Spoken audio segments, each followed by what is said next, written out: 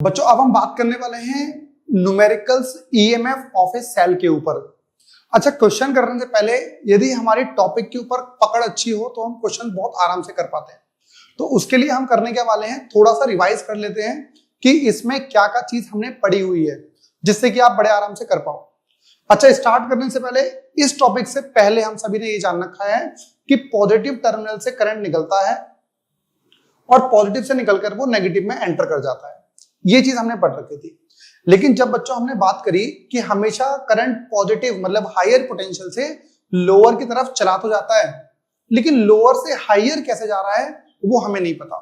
तो लोअर से हायर जाने के लिए हमने कहा हमें एक्सटर्नल वर्क डन करना पड़ता है। और ये वर्क डन करता कौन है? सेल या फिर बैटरी। जब कभी भी आप अपने रिमोट को चलाने के लिए जब सेल खरीद के लाते हो और सेल लगाते हो तो उस सेल का ही काम होता है, उसके अंदर जो एनर्जी स्टोर है उसका काम है कि नेगेटिव से पॉजिटिव की तरफ लेके जाना।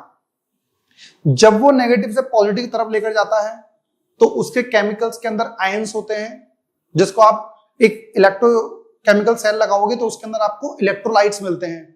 आपने इलेक्ट्रोकेमिस्ट्री में पढ़ा होगा वीक इलेक्ट्रोलाइट और स्ट्रॉन्ग इलेक्ट्रोलाइट, जिसकी वजह से आयंस फॉर्म होते हैं। जैसे आप देखते हो ना कि आपके पास कि जैसे आप गए, ये हमारी इलेक्ट्रोड, ये हमारी इलेक्ट्रोड, अब इस इलेक्ट्रोड के बीच में जो ये मीडियम बना हुआ है, इसमें जब आयंस का मूवमेंट हो रहा है तो कहीं ना कहीं वो आयंस भी टकरा रहे होंगे। तो जब वो टकराते हैं तो वो एक रिप्रेजेंट करते हैं इंटरनल रेजिस्टेंस। तो उस इंटरनल रेजिस्टेंस को बच्चों ने बाहर बनाया हुआ है। एक्चुअल में ये डायग्राम आपका ऐसा भी हो सकता है, यदि आप चाहो ना तो ये डायग्राम इस तरीके से भी हो सकता है। ये हमारे पास हो गया आपका पॉजिटिव टर्मिनल, ये हमारा होगा नेगेटिव टर्मिनल, और ये हमारा है। इन दोनों के बीच में from lower potential to higher potential के बीच में आपके पास एक इंटरनल रेजिस्टेंस की तरह काम करने वाली चीज है। मैं आपको एक बेस्ट एग्जांपल देता हूं जिससे कि आप शायद थोड़ा सा समझ पाओ। देखिए, दो एनालॉगस एग्जांपल दे रहा हूं, दोनों को अंडरस्टैंड करना है क्या चीज है। आप जब मार्केट से एक सेल खरीद के ला रहे हो, उस सेल के ऊपर आप इस टाइप से सेल देखते हो वो, और यहां पर एक छोटा सा पॉजिटिव सा बाहर निकला हुआ होता है। अब आपने ये कहा कि जब दो मार्केट में दुकान वाला बेच रहा है, वो हमारा बोल रहा है suppose let it be 10 volt का है। ये कह रहा है सर आप इस बैटरी को ले जाइए, सेल को ले जाइए, 10 वोल्ट की बैटरी है। दैट मींस वो 10 वोल्ट का काम करने वाला है। सिमिलरली जैसे जब हम खाना खाते हैं तो आपने जब खाना खाया उससे एनर्जी मिलने वाली थी 100 जूल खाने से, इससे मिलने वाली है 10 वोल्ट। लेकिन जब मैंने इसे सर्किट में लगाया, यहां से करंट निकला और करंट निकलने के बाद बाहर यूज हुआ और करंट दोबारा आया, लेकिन जब करंट यहां से यहां दोबारा जा रहा था तो बीच में उसे इंटरनल रेजिस्टेंस मिला। तो इसका 10 वोल्ट किसने टोटल यूज करा? एक तो यूज कर रहा है इसमें ये वाला, इसको हम बोलते हैं एक्सटर्नल रेजिस्टेंस, लोड रेजिस्टेंस को बोल सकते हो। तो ईएमएफ किस किसने यूज किया है बच्चों? एक तो यूज करा है इस एक्सटर्नल रेजिस्टेंस ने, इसको हम मान लेते हैं पोटेंशियल V, और अपना वाला भी तो यूज कर रहा है, इसको मान लेते हैं V डैश। तो टोटल ईएमएफ जो बाहर से आप खरीद के लाए थे वो दो हिस्सों में बट रहा है। सिमिलरली आप एग्जांपल ले सकते हो, जब आप खाना खाते हो तो खाना खाते वक्त उसने कहा सर ये खाना खा लो, इस पूरे खाने में 100 जूल एनर्जी मिलेगी आपको। आप खुश हो गए भाई। लेकिन जब आपने खाना खाया और आपकी बॉडी ने उस खाने को डाइजेस्ट करा, वो कह रहा है सर 40 जूल तो डाइजेशन में ही लग गया, कितना बचा? 60 जूल। आपकी बॉडी को एनर्जी कितनी मिलेगी? 60 जूल। सिमिलरली यही हुआ, इसके पास कितना वोल्टेज था? 10 वोल्ट। अब इस 10 वोल्ट को इसने दो तरीके से यूज कर लिया। एक तो कह रहा है भाई जो मेरा अपना शरीर है, जो मेरा अपना सेल है, इस टर्मिनल से इस टर्मिनल तक मूव करते वक्त वो अपना भी इंटरनल रेजिस्टेंस जो है वो पोटेंशियल यूज कर लेता है। क्योंकि बच्चों आपको पता है V = IR होता है। जितना ज्यादा रेजिस्टेंस उतना ज्यादा पोटेंशियल ड्रॉप होगा, उतना ज्यादा पोटेंशियल यूज होगा। तो यहां पर पोटेंशियल किसने यूज करा है? दो लोगों ने, एक तो बाहर वाले ने और एक इस वाले ने। आइए दोनों को देखते हैं हम। बच्चों बाहर वाले को क्या लिख सकते हो? यदि मैं करंट मान लूं I है तो मैं लिख सकता हूं E = बाहर वाले का I कैपिटल R और अंदर वाले का I स्मॉल r। ये तो चीज समझ में आई आपको? ये दोनों क्यों हो रहा है? क्योंकि आप चाहे खाने वाले से एग्जांपल भी लो, चाहे इस तरीके से ले लो, आपको समझ में आना चाहिए, सिंपल सी बात है। ये हमारा आ चुका है बच्चों, E is equal to I common ले सकते हैं, R प्लस R हो जाएगा, तो EMF upon R plus R is equal to I आ गया बच्चों। ये फॉर्मूला आ गया हमारे पास। तो पहला फॉर्मूला हमारे पास आया है ये, इसको हम डालेंगे क्वेश्चन नंबर 1। साइड में लिखते रहना, आपको जो एग्जांपल मेरा समझ में आ रहा है, जो आपको अच्छा लग रहा है भाई, उस एग्जांपल को भी लिख लेना, जिस तरीके से बाद में कभी आपको रिवाइज करना पड़े तो आप रिवाइज कर लो। तो पहला बच्चों आ गया है हमारा ये फॉर्मूला। कभी भी आपको सर्किट के अंदर करंट निकालना हो तो E मतलब EMF of the cell upon R plus small r। यदि कभी कोई आपसे बोले कि बच्चों बताइए सेल कौन सी है, बेटा ये दोनों को मिला के ही सेल है, क्योंकि एक्चुअली रेजिस्टेंस कहां होना चाहिए था, अंदर होना चाहिए था, हमने उस अंदर को बाहर शो कर दिया है, that is internal resistance of the cell. ठीक है भाई, पहला फॉर्मूला। दूसरी चीज यहीं से उठा के लाते हैं हम, E बच्चों E minus V dash is equal to V लिख सकते हो आप, तो E minus I R is equal to we.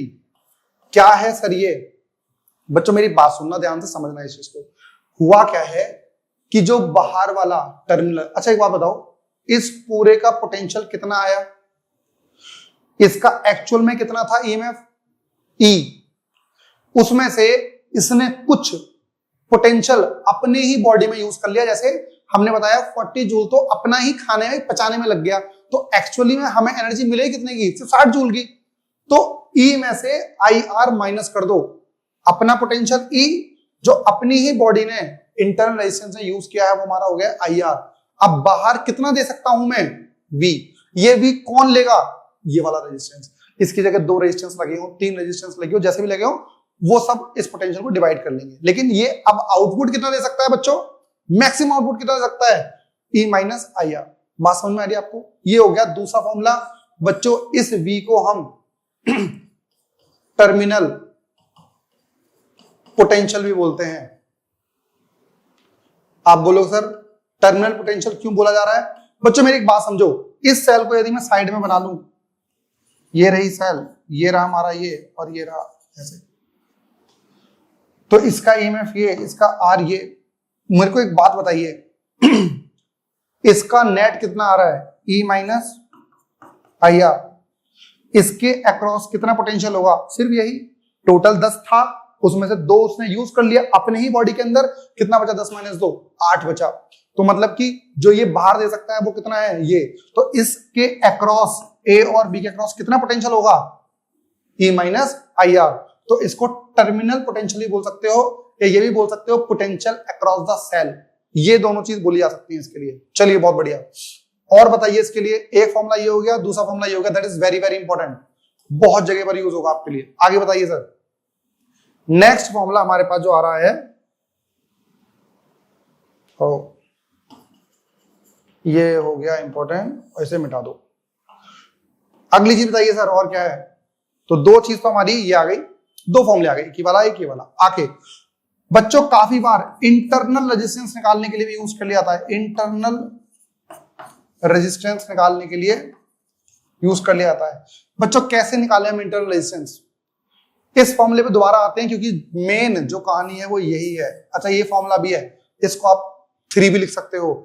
ये भी याद रखना है, जो टोटल EMF 2 यूज करते हैं, एक अपना खुद पेट इंटरनल रेजिस्टेंस, और दूसरा बाहर जो मिलती है आपको, दोनों चीजें। इंटरनल रेजिस्टेंस यहां से निकालते हैं बच्चों, E माइनस कैपिटल V मतलब terminal potential, is equals to I small r।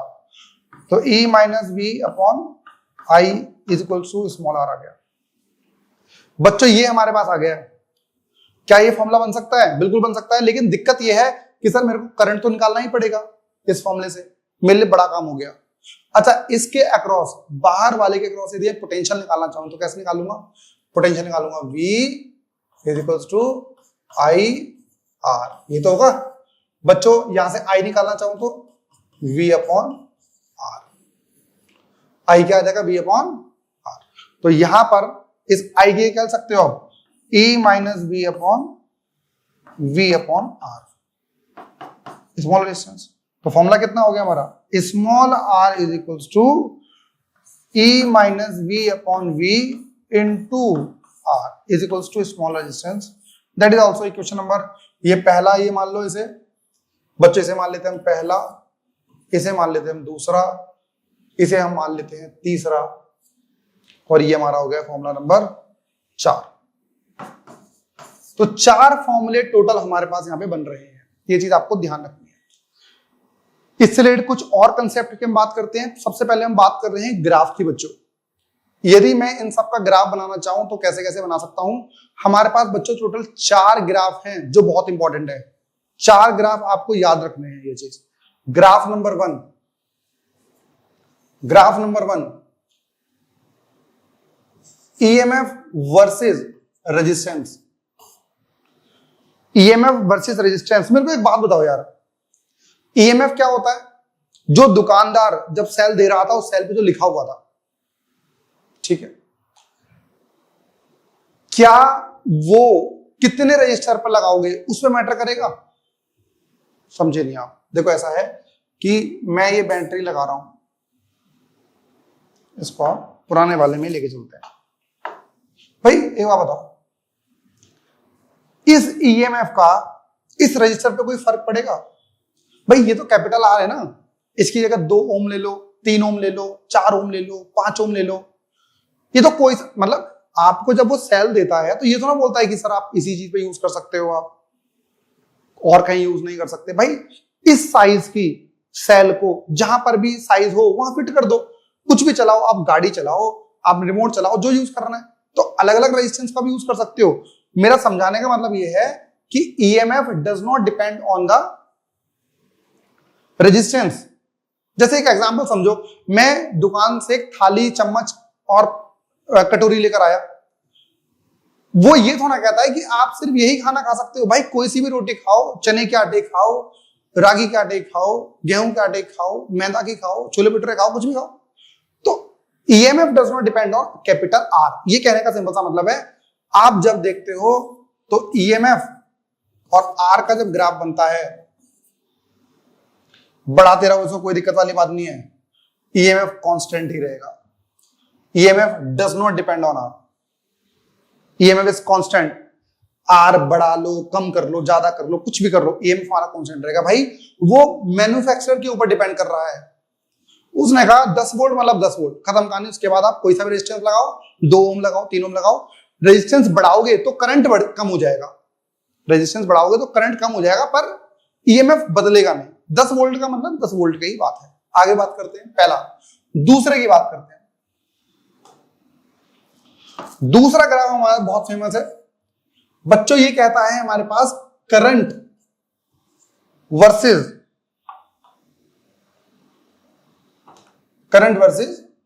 Capital R. Sir इसका तो ग्राफ हमारे पास I is equals to EMF by R plus R, मतलब इनवर्सली प्रोपोर्शनल है सर। और हमें पता है इनवर्सली प्रोपोर्शनल यदि कोई चीज होती है तो I और R ले लो, और ये चीज ऐसे आ जाएगी। इसको रेक्टेंगुलर हाइपरबोला बोल सकते हो आप, ठीक है ना। तो ग्राफ आपका इस तरीके से ही रहेगा, ठीक है भाई। तीसरा ग्राफ बताता हूं, तीसरा, थर्ड ग्राफ। एक हमने चीज पढ़ी है भाई, है ना, V is equals to EMF minus I R. तो V is equals to minus I R plus E, ठीक है। आपको याद है मैं ग्राफ किसका बनाना चाह रहा हूं? मैं ग्राफ बना रहा हूं V और I का। आपको पता है एक चीज, sir y is equals to mx plus C हमने पढ़ रखा है, ठीक है। इसमें m स्लोप होता था, ये y एक्सिस पे जो भी है, y एक्सिस पे यहां पे क्या है v, और x एक्सिस पे क्या है I। तो मतलब कि जब आप ग्राफ बनाओगे,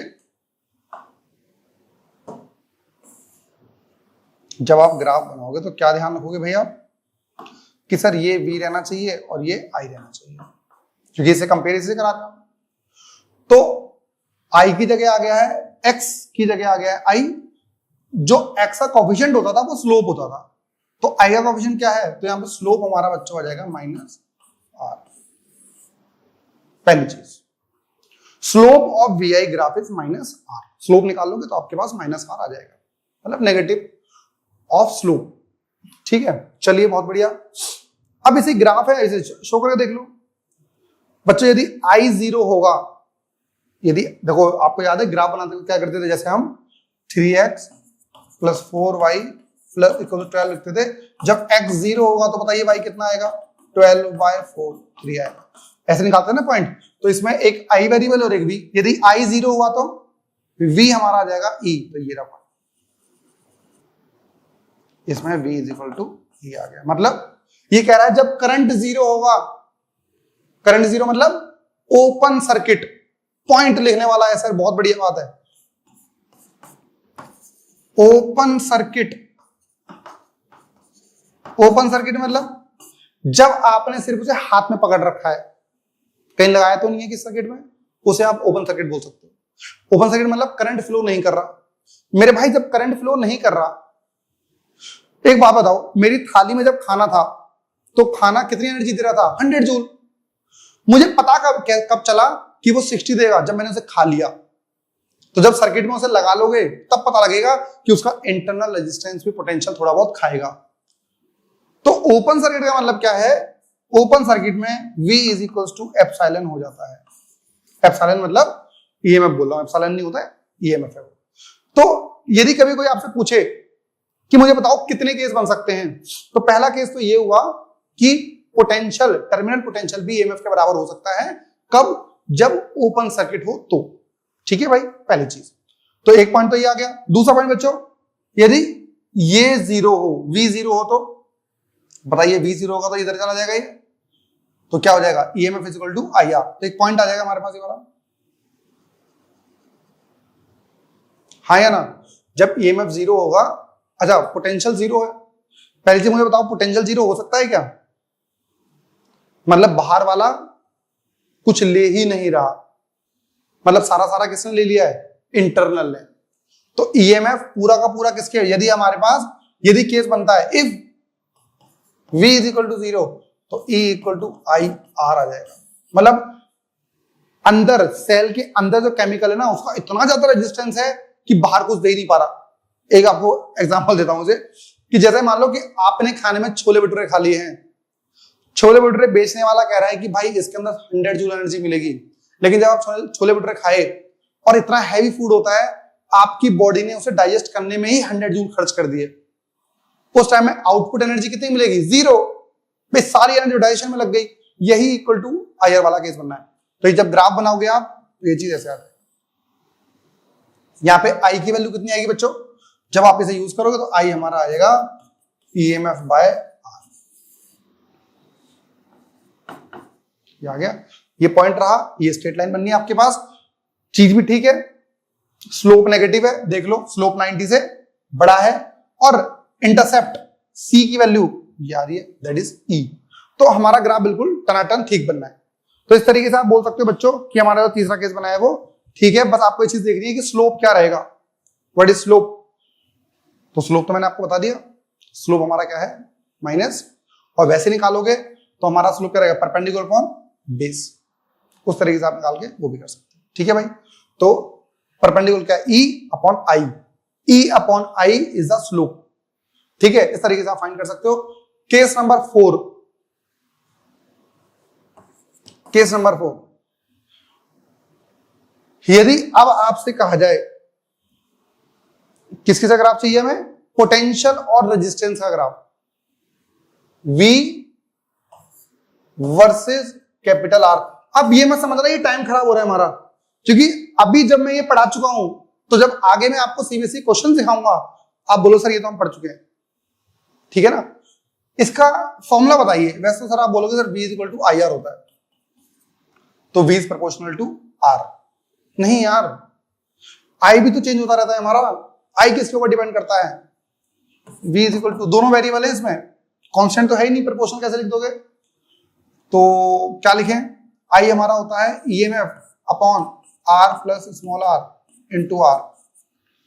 बच्चों यदि न्यूमरेटर डिनोमिनेटर दोनों को कैपिटल से डिवाइड कर दूं तो कितना बन जाएगा, V हमारा आ जाएगा EMF upon 1 plus R by capital R। ये क्या हो गया सर? मेरे बच्चों, मैंने आपसे बोला कि ऊपर वाले को भी R से डिवाइड कर दो, नीचे वाले को भी।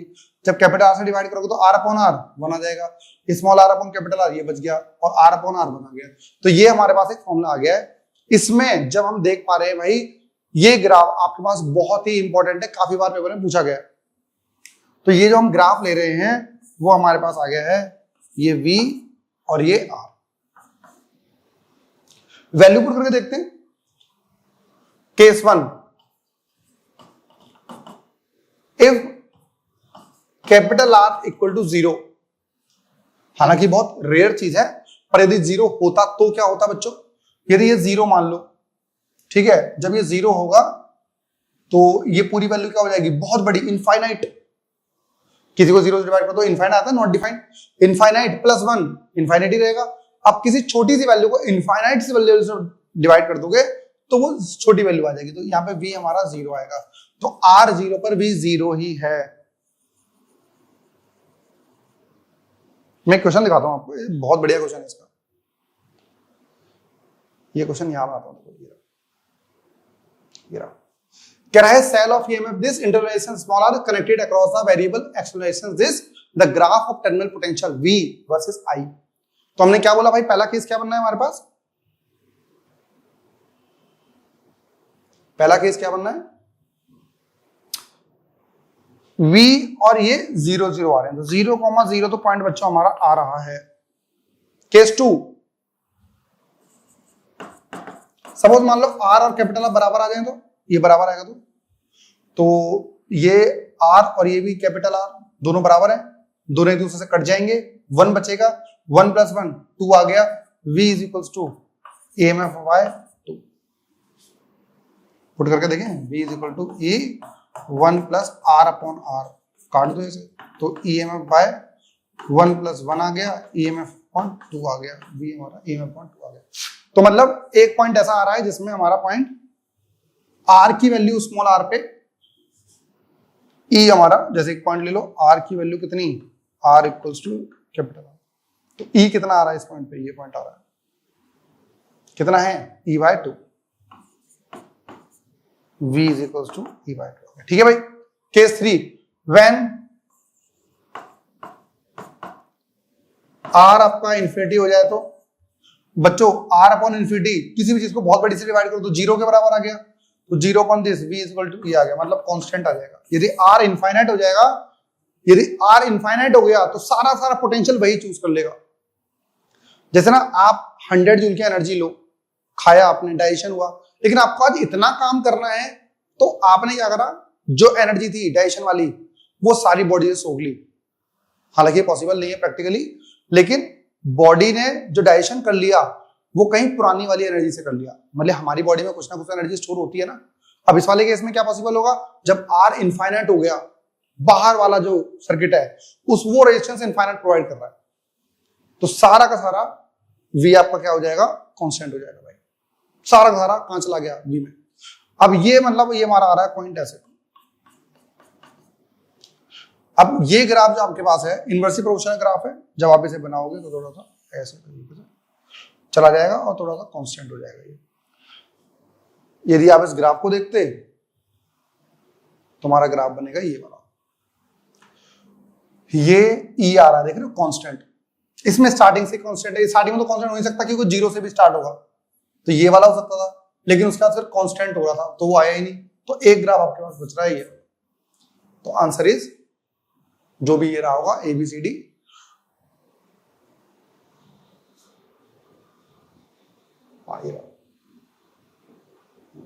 ठीक है ना।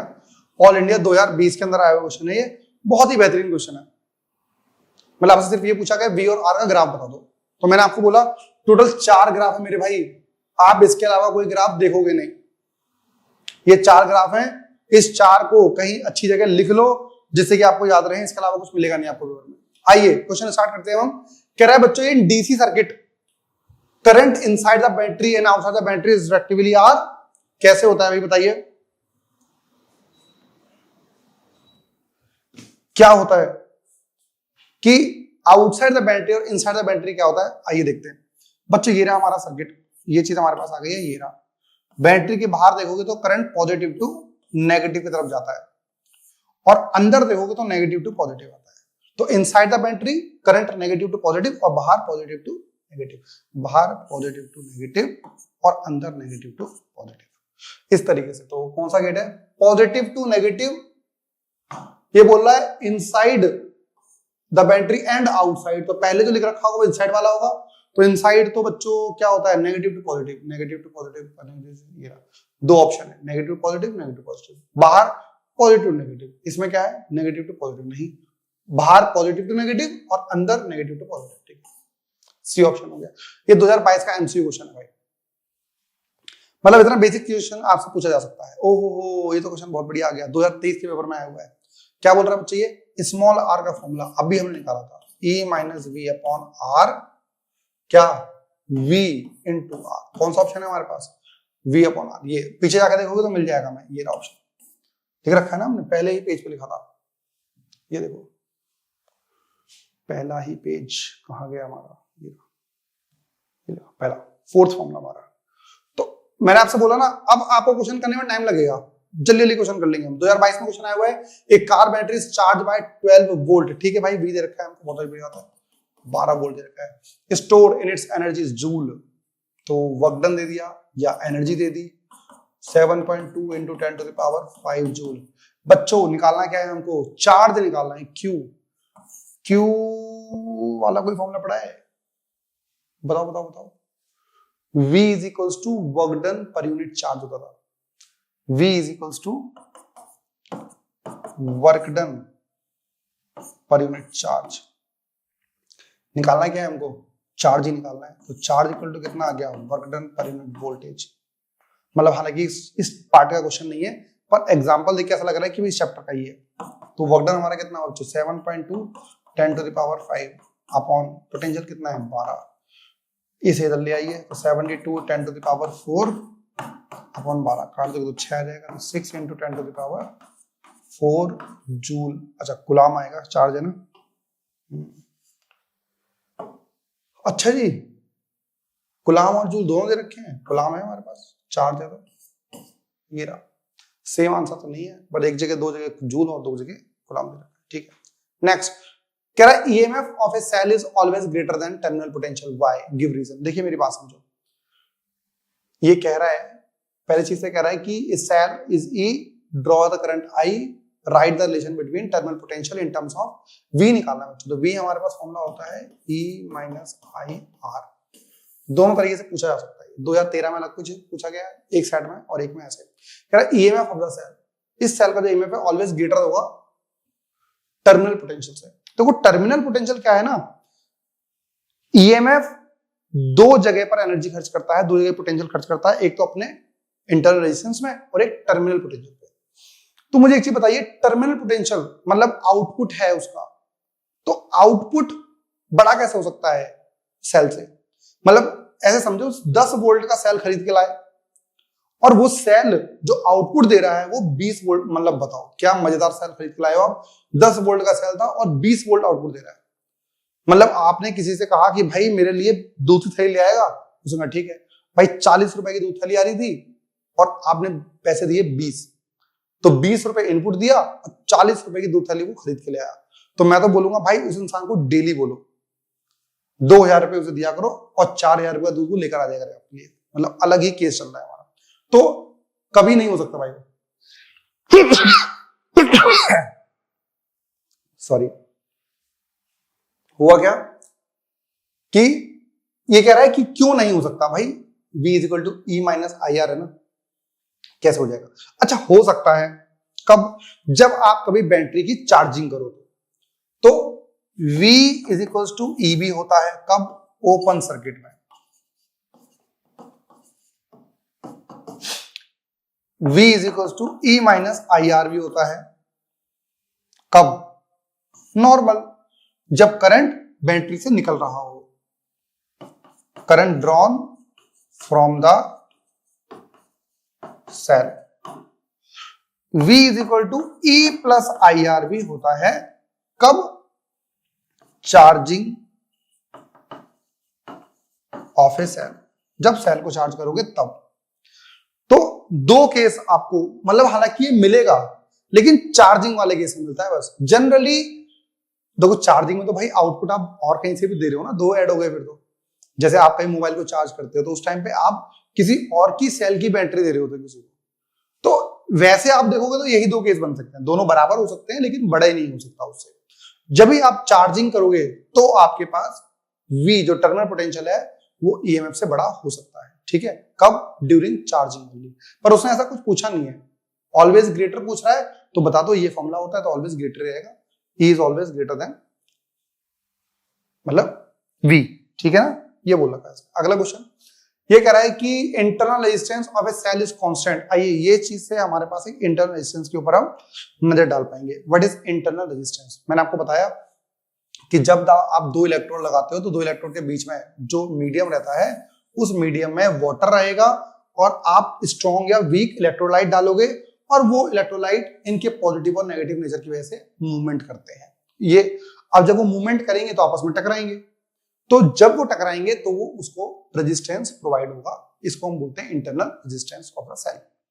तो कह रहा है internal resistance of the cell is constant. आप खुद सोच के बताओ क्या कांस्टेंट हो सकता है? जब यहां पर आपने 10 ग्राम नमक डाला, NaCl is also a strong electrolyte, है ना। नमक डाला और नमक डालने के बाद एसिड डाल दो। आपने 3 रेट देखी होगी तो उसमें आपने देख रखा है salt solution is a great conductor of electricity. जिस टाइम पर एंट्री कर रही होती है ना, रैगिंग चल रही होती है स्टार्टिंग में, तो धूम मचा देता है वो। तो उसमें हमने पढ़ रखा है कि 10 ग्राम NaCl जो है जैसे आप पानी में डालोगे तो भाई पूरा पानी में वो घुलेगा नहीं। जैसे जैसे टेम्परेचर बढ़ता रहेगा तो डिसॉल्व जो हो रहा है नमक धीरे धीरे बढ़ेगा। अब धीरे धीरे बढ़ेगा तो उसके बाद वो इंटरनल रेजिस्टेंस धीरे धीरे इंक्रीज होगा। जैसे टाइम निकलता जाता है तो इंटरनल रेजिस्टेंस हमारा चेंज होता रहता है, दैट मींस बढ़ता रहता है। तो पहली चीज तो ये internal resistance of a cell is not constant, पहली चीज नहीं चेंज होता है। इसीलिए कहा भी जाता है जब कोई भी आप ये एक्सपेरिमेंट कर रहे हो तो फ्रेशली प्रिपेयर्ड सॉल्यूशन ही होना चाहिए, क्योंकि उसके बाद थोड़ा सॉल्ट हो सकता है वो नीचे बैठने लग जाए या कुछ और चीज आपने डाली है या टेम्परेचर बढ़ने की वजह से मूवमेंट बहुत तेज हो जाए तो इंटरनल रेजिस्टेंस हमारा चेंज होता है। कांस्टेंट तो रहता ही नहीं, बहुत सारे फैक्टर हैं। इसकी लेंथ आपने बढ़ा दी, दूर कर दिया तो लेंथ बढ़ गई तो रेजिस्टेंस बढ़ गया। एरिया कितना कांटेक्ट में है, किस टेम्परेचर की बात हो रही है, टेम्परेचर बढ़ा दिया या कम कर दिया है, तो इंटरनल रेजिस्टेंस तो चेंज होता ही है, मतलब इट डज नॉट कांस्टेंट, ठीक है ना। Ionic concentration of electrolyte remain same, नहीं भाई, आयनिक कॉन्सेंट्रेशन जो है, जो आयंस हैं वो भी हमारे पास चेंज होते रहते हैं, ठीक है ना। दोनों चीज हमारे पास चेंज होती रहती है। तो both assertion and reason are incorrect. Expression की तो बात ही नहीं कर रहे हम, गलती है भाई दोनों। बच्चों नेक्स्ट क्वेश्चन देखते हैं, ये 2014 में आया हुआ क्वेश्चन है। The EMF of a cell and internal resistance is connected across the variable R. Plot the graph showing the variation of terminal potential V versus I। ये तो कर चुके हैं भाई, V versus I। V versus I graph देखा है क्या हमने? बिल्कुल, जो अभी हमने देखा था लास्ट में, आप जाओगे तो V वर्सेस I ग्राफ, ये रहा। नीचे आएंगे तो ये रहा V वर्सेस I। ये ग्राफ निकालने को बोला है भाई ने, बना दो। मैंने बोला नहीं आपसे, जो हमने थ्योरी में टाइम दिया है ना, तो थ्योरी में हमने टाइम इसलिए दे दिया है क्योंकि अब जब आप इन क्वेश्चन को देखोगे तो आपको दिमाग नहीं लगाना। यूजिंग दिस द प्लॉट जो ग्राफ बनाया है, show that EMF of the cell and its internal resistance can be determined. Yes, how can you calculate the EMF? जब हमने ग्राफ देखा था तो EMF कैसे निकाल सकते हैं उससे? ये रहा EMF कैसे निकाल सकते हैं ग्राफ से? बच्चों जब करंट की वैल्यू 0 पुट कर दोगे, लिखा ना ओपन सर्किट में, व्हेन करंट इज 0, जब करंट की वैल्यू 0 पुट कर दोगे तो EMF आ जाएगा। स्मॉल r कैसे निकालेंगे? स्लोप करके, लिखा होगा हमने यहां पर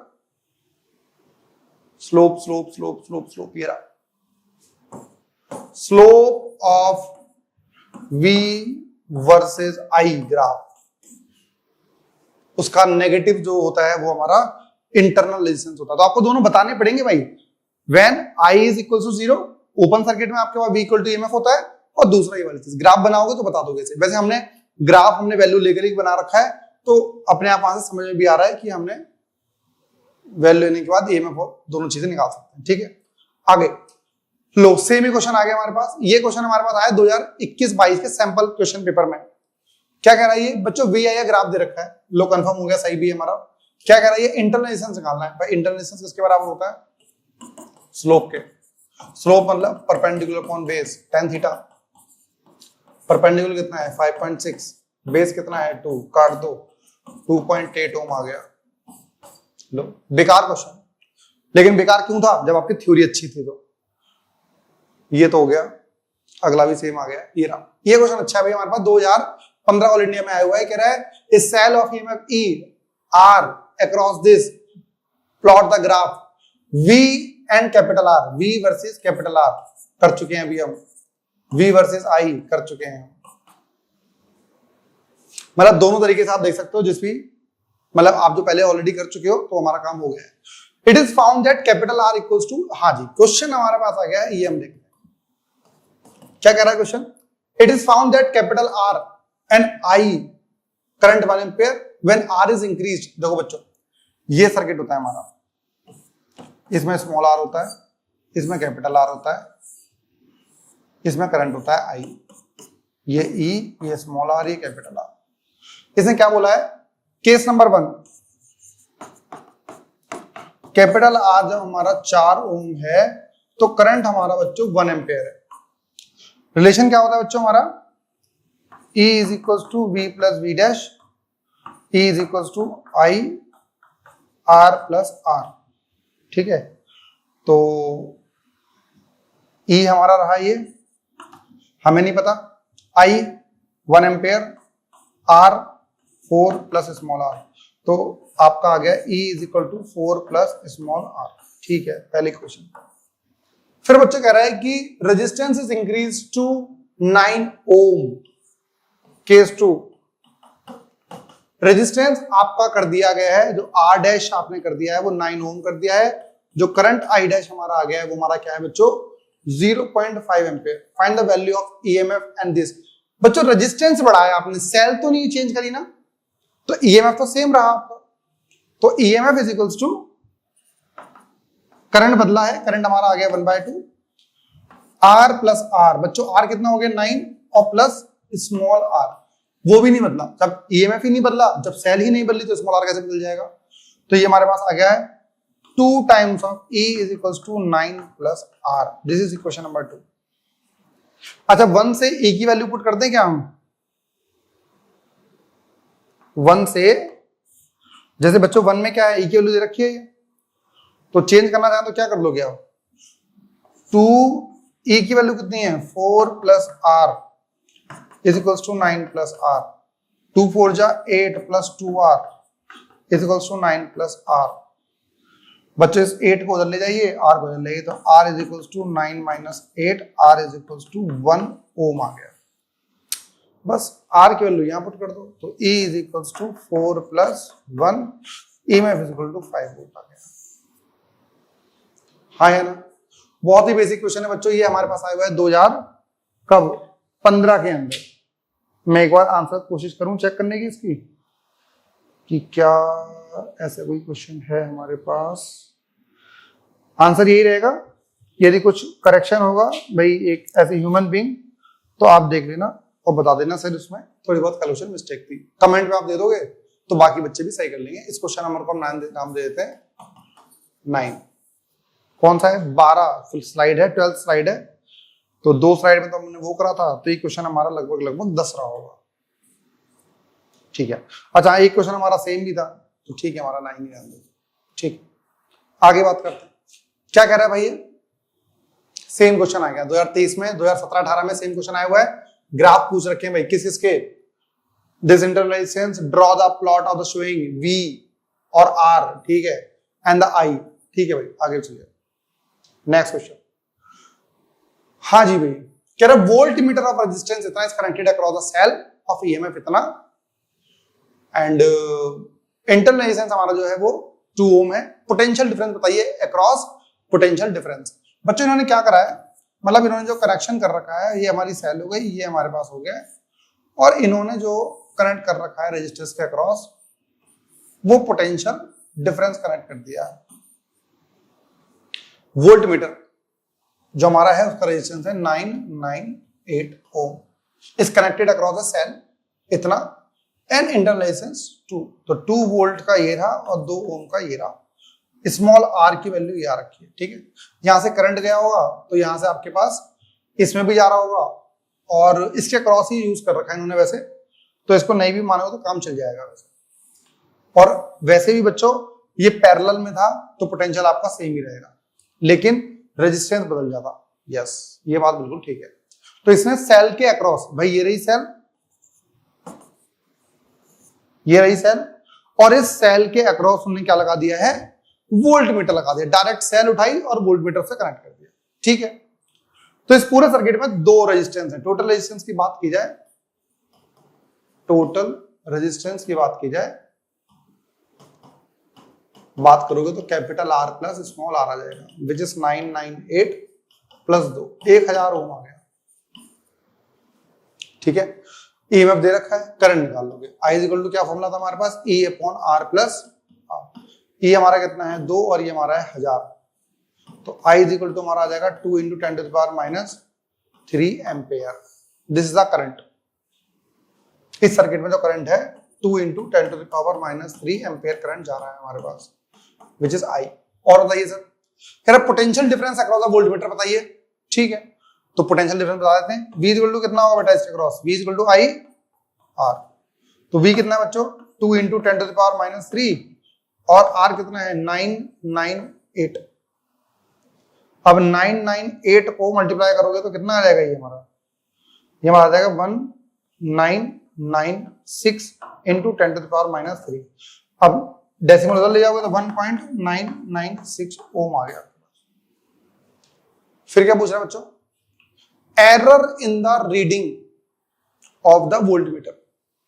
बच्चों एक बात बताओ, वोल्ट मीटर रीड कितना करा है, ये था कितना उसका 2, एरर कितना रहा, बात समझ में आ रही है ना आपको। कभी भी किसी में चेंज निकालना हो तो क्या करते हैं, change in quantity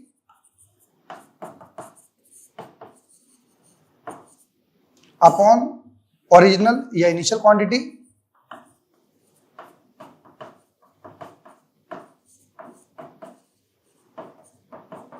into 100। Change in quantity का जो कितना है E - V अपॉन इनिशियल कितना था, इनपुट क्या था EMF इंटू 100। तो ये कितना आया हमारा EMF कितना है 2 - 1.996 अपॉन 2 इंटू 100। जब माइनस करोगे तो 0.004 आएगा अपॉन 2 है इंटू 100। तो ऐसे काट दोगे तो 0.002 आ गया, 100 से मल्टीप्लाई कर दो 0.2% आएगा बच्चों। बहुत कम एरर आया है। और एरर भी क्यों आया है, क्योंकि भाई ये खा गया ना बीच में, इसलिए उसका एरर आना पड़ा। अदरवाइज यदि ये एरर ये नहीं होता तो पूरा पूरा दिखा रहा होता वो। बात समझ में आई है ना आपको। एरर आने का रीजन भी ये रहा है। आगे बात करते हैं। सेम क्वेश्चन जो अभी हमने करा था वैसा ही क्वेश्चन है, 2002 और 2013 दो बार आए हुए हैं। कह रहा ईएमएफ दे रखा है, रेजिस्टेंस है, इट गिव्स करंट और एक्सटर्नल रेजिस्टेंस। अभी सेम क्वेश्चन करा हमने, तो E is equals to I R plus R. तो ईएमएफ हमें पता नहीं है, करंट कितना है बच्चों इसमें, इट गिव्स इतना करंट, तो 1/2 और रेजिस्टेंस 12 ओम प्लस आर, पहली क्वेश्चन। दूसरा E is equals to current कितना हो गया 1/4, रेजिस्टेंस 25 प्लस आर। आपकी मर्जी कैसे करना चाहो वैसे कर लो, इधर मल्टीप्लाई कर दो, कितना आ जाएगा ये 2E is equals to 12 plus R, और इधर कर दो 4E is equals to 25 plus R. आपकी मर्जी ऐसे करना चाहो आप ये भी काम कर सकते हो, इस पूरे को 2 से मल्टीप्लाई कर दो, 2 से मल्टीप्लाई कर दो कितना आ जाएगा 4E 24 प्लस 2R। अब इस पूरे की वैल्यू इसके बराबर हो गई, तो 25 plus R is equal to 24 plus 2R। इसे वहां भेज दो 1 is equal to R, 1 ohm आ गया। अब 1 की वैल्यू यहाँ पुट कर दो तो आंसर आ जाएगा। ईएमएफ कितना आ जाएगा 1/2 12 प्लस 1, 13/2 आ गया विच इज 6.5 वोल्ट। इस तरीके से आप बड़े आराम से क्वेश्चन को सॉल्व कर सकते हो। क्वेश्चन का आंसर चेक करना चाहे 6.5 और 1 ओम आ रहा है। ये क्वेश्चन आपको बड़े आराम से इधर उधर मिल जाएंगे। सेम क्वेश्चन ऐसा यूज कर रखा है 2095 में, बहुत पुराना क्वेश्चन है ये, पर कंसेप्चुअली वाइज आप सबके लिए एक एडवांटेज है, इसलिए मैंने आपको डाल रखा है। Battery of EMF 3 volt, internal resistance R is connected with series. Battery है 3 वोल्ट की, ईएमएफ जिसका है, इंटरनल रेजिस्टेंस R दे रखा है, जिसके साथ कनेक्टेड है वो 55 ओम का रजिस्टर है, and through the ammeter of resistance 1 ohm. तो मतलब हमारे पास क्या क्या है सर्किट, जब आप बनाने की कोशिश करोगे तो एक तो सेल दे रखी है, इसका अपना इंटरनल रेजिस्टेंस, ठीक है, इससे जो करंट आपके पास जा रहा है एक एक्शन सर्किट में जा रहा है जिसका रेजिस्टेंस कैपिटल आ रहा है, फिर ये बीच में उन्होंने एक एम्पियर लगा रखा है, उसका भी रेजिस्टेंस दे रखा है, ऐसा है कुछ। तो 3 वोल्ट का ये हो गया। रेजिस्टेंस कितना है बच्चों हमारे पास, एमीटर का दे रखा है 1 ओम और बाहर का दे रखा है 55 ओम, ये R है। और कुछ दे रखा है क्या, एमीटर जो रीडिंग ले रहा है वो हमारी 55 मिली एम्पियर आ रहा है बच्चों, मतलब करंट जो है वो हमारा 50 × 10⁻³ एम्पियर है। तो I भी हमें दे रखा है।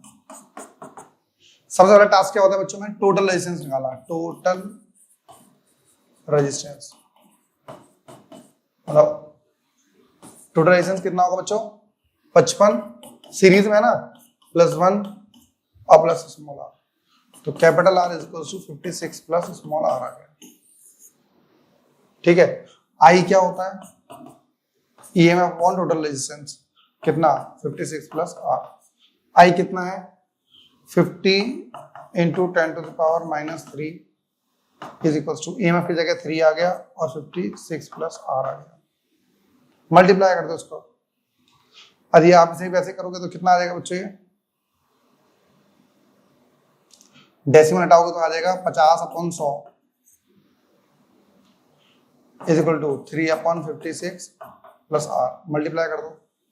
56 × 5, 56 को 10 से मल्टीप्लाई करोगे तो 560 आएगा, डिवाइड बाय 2 कर दो, 280 आ गया, ठीक है। तो 280 प्लस 5 × R 5R और दैट इज 300, 5R = 300 - 280, 5R = 20, काटोगे तो R की वैल्यू 4 आ जाएगी। R = 4 ओम आ रहा है बच्चों, क्या निकालना है उनको, कैलकुलेट स्मॉल r, ठीक है, 4 ओम आ गया। नेक्स्ट क्या कर रहा है, कह रहा है कार है has a fresh storage battery, इतना इंटरनल रेजिस्टेंस रखा है, ये starter motor draws a current of इतना, टर्मिनल पोटेंशियल निकालना है बेटा, बहुत इजी चीज है। टर्मिनल पोटेंशियल क्या होता है, V = E - IR, निकाल दो, सब कुछ दे रखा है मेरे हिसाब से, इंटरनल रेजिस्टेंस दे रखा है, करंट दे रखा है, तो लोगों V = EMF कितना है, V हमें दे रखा है 12 माइनस I कितना है 90 × 5/100, रेजिस्टेंस 5 × 10 क्या -2 है ना, 5 × 10 क्या -2, तो क्या लोगे 5/100 ले सकते हो। एक से ये कट गया 45 आ रहा है, तो V = 12 - 4.5, माइनस करोगे तो V = 7.5 वोल्ट आ गया। तो टर्मिनल पोटेंशियल उसका 7.5 वोल्ट आ रहा है, ठीक है। ये वाला क्वेश्चन हमारे पास आया हुआ है, कहीं भी नहीं आया। After long use the internal resistance of a battery increases to 500, तो मैक्सिमम करंट बताइए कितना ड्रॉ होगा। मैक्सिमम करंट पूछ रहा है, मैक्सिमम करंट। बच्चों एक बात बताइए, मैक्सिमम करंट की बात कर रहा है, मैक्सिमम करंट कब आ सकता है, इसके अंदर फॉर्मूला हमारा होता है V = E - IR, है ना। कब आ सकता है मैक्सिमम करंट, कब फ्लो हो सकता है कि so assume that EMF of a battery to remain unchange, EMF आप चेंज नहीं कर रहे हो तो क्या होगा। देखिए, यदि आप मैक्सिमम करंट चाहते हो किसी भी सर्किट से, जो आपने पीछे सर्किट बना रखे होंगे, कब पॉसिबल है, ये रहा, इसमें मैक्सिमम करंट कब पॉसिबल है, क्या चीज जीरो कर सकते हैं इसमें बच्चों। देखो यदि ये जीरो करोगे आप EMF, तो सब अप्लाई नहीं होगा। यदि पोटेंशियल जीरो कर दो, मतलब बाहर कुछ जा ही नहीं रहा, तो EMF = क्या हो जाएगा, IR, तो EMF by R = I maximum। आप बोलोगे सर ये कैसे आ गया, मैं बताता हूं। मैं बताता हूं मेरे भाई, मैं बताता हूं कैसे। ये रहा हमारा ग्राफ, ग्राफ आपने बनाया, ठीक है। इस पॉइंट पे करंट हमारा कितना था, 0। करंट बढ़ता रहा, बढ़ता रहा, बढ़ता रहा, बढ़ता रहा, बढ़ता रहा, बढ़ता रहा, बढ़ता रहा, बढ़ता रहा, बढ़ता रहा। इस पॉइंट पे करंट कितना आया हमारा, E/R, that is I max, maximum current है ना। स्केलर क्वांटिटी होती है करंट, तो नेगेटिव ग्राफ हो जाएगा नहीं, तो क्या होगा, सिर्फ यही ग्राफ मूव करता रहेगा। तो maximum value of current is E/R। इसे इस ग्राफ से समझ के रखना भाई से, that is very very important. तो आई मैक्स कभी भी आपको निकालना है, आई मैक्स कभी आपको निकालना है तो ईएमएफ को आर से डिवाइड कर दो, अपने आप। इस क्वेश्चन को मेरे को सिर्फ कराने का यही टास्क था कि आपको ये पॉइंट समझ में आए कि मैक्सिमम करंट कितना होगा और यही क्यों होगा। ये रहा, क्यों क्यों बोल रहे थे हम इस वाले बात। तो क्या है हमारा, after long use internal resistance कितना हो गया, 500 ओम। कह रहे पर हमने जो बैटरी है वो चेंज नहीं की है, तो ईएमएफ कितना रहा, 12/500 इज इक्वल्स टू आई। 500 का 2 ऊपर चला गया, 12/5 इंटू 10⁻⁻², काटोगे तो ये 2.4 आ जाएगा, into 10⁻⁻² ampere is equals to I. 2.4 into 10⁻⁻², या फिर उधर डेसिमल शिफ्ट कर दोगे तो आप ले सकते हो 24 into 10⁻³ ampere is equal to I. 24 milli ampere is equal to I आ गया। बोलो यस और नो, ये चीज आप फाइंड कर सकते हो बड़े आराम से। आई आपका ये आ गया। नेक्स्ट क्वेश्चन कह रहा है, if the discharge battery is charged by external source, so terminal potential during charging greater और लेस। मैंने बोला था जब चार्ज कर रहे हो तो उसका पोटेंशियल कितना होगा, V is equals to EMF plus IR होगा। तो terminal potential will be greater than the EMF। कब, जब सिर्फ चार्जिंग कर रहे हो तो आप बोल दोगे ग्रेटर होगा, लेस नहीं होगा। Terminal potential will be greater then EMF, 12 से ज्यादा होगा जब हम चार्जिंग करेंगे। तो इसके और बेस्ट एग्जांपल देखते हैं भाई। आपके पास ये वाला क्वेश्चन डिजिट चेंज कर दिया जाए तो आया हुआ है, मैं आपको बता दूं। मैं ये रहा, ये अरिहंत की बुक है जिसमें लास्ट ईयर के प्रीवियस ईयर क्वेश्चन दे रखे होते हैं।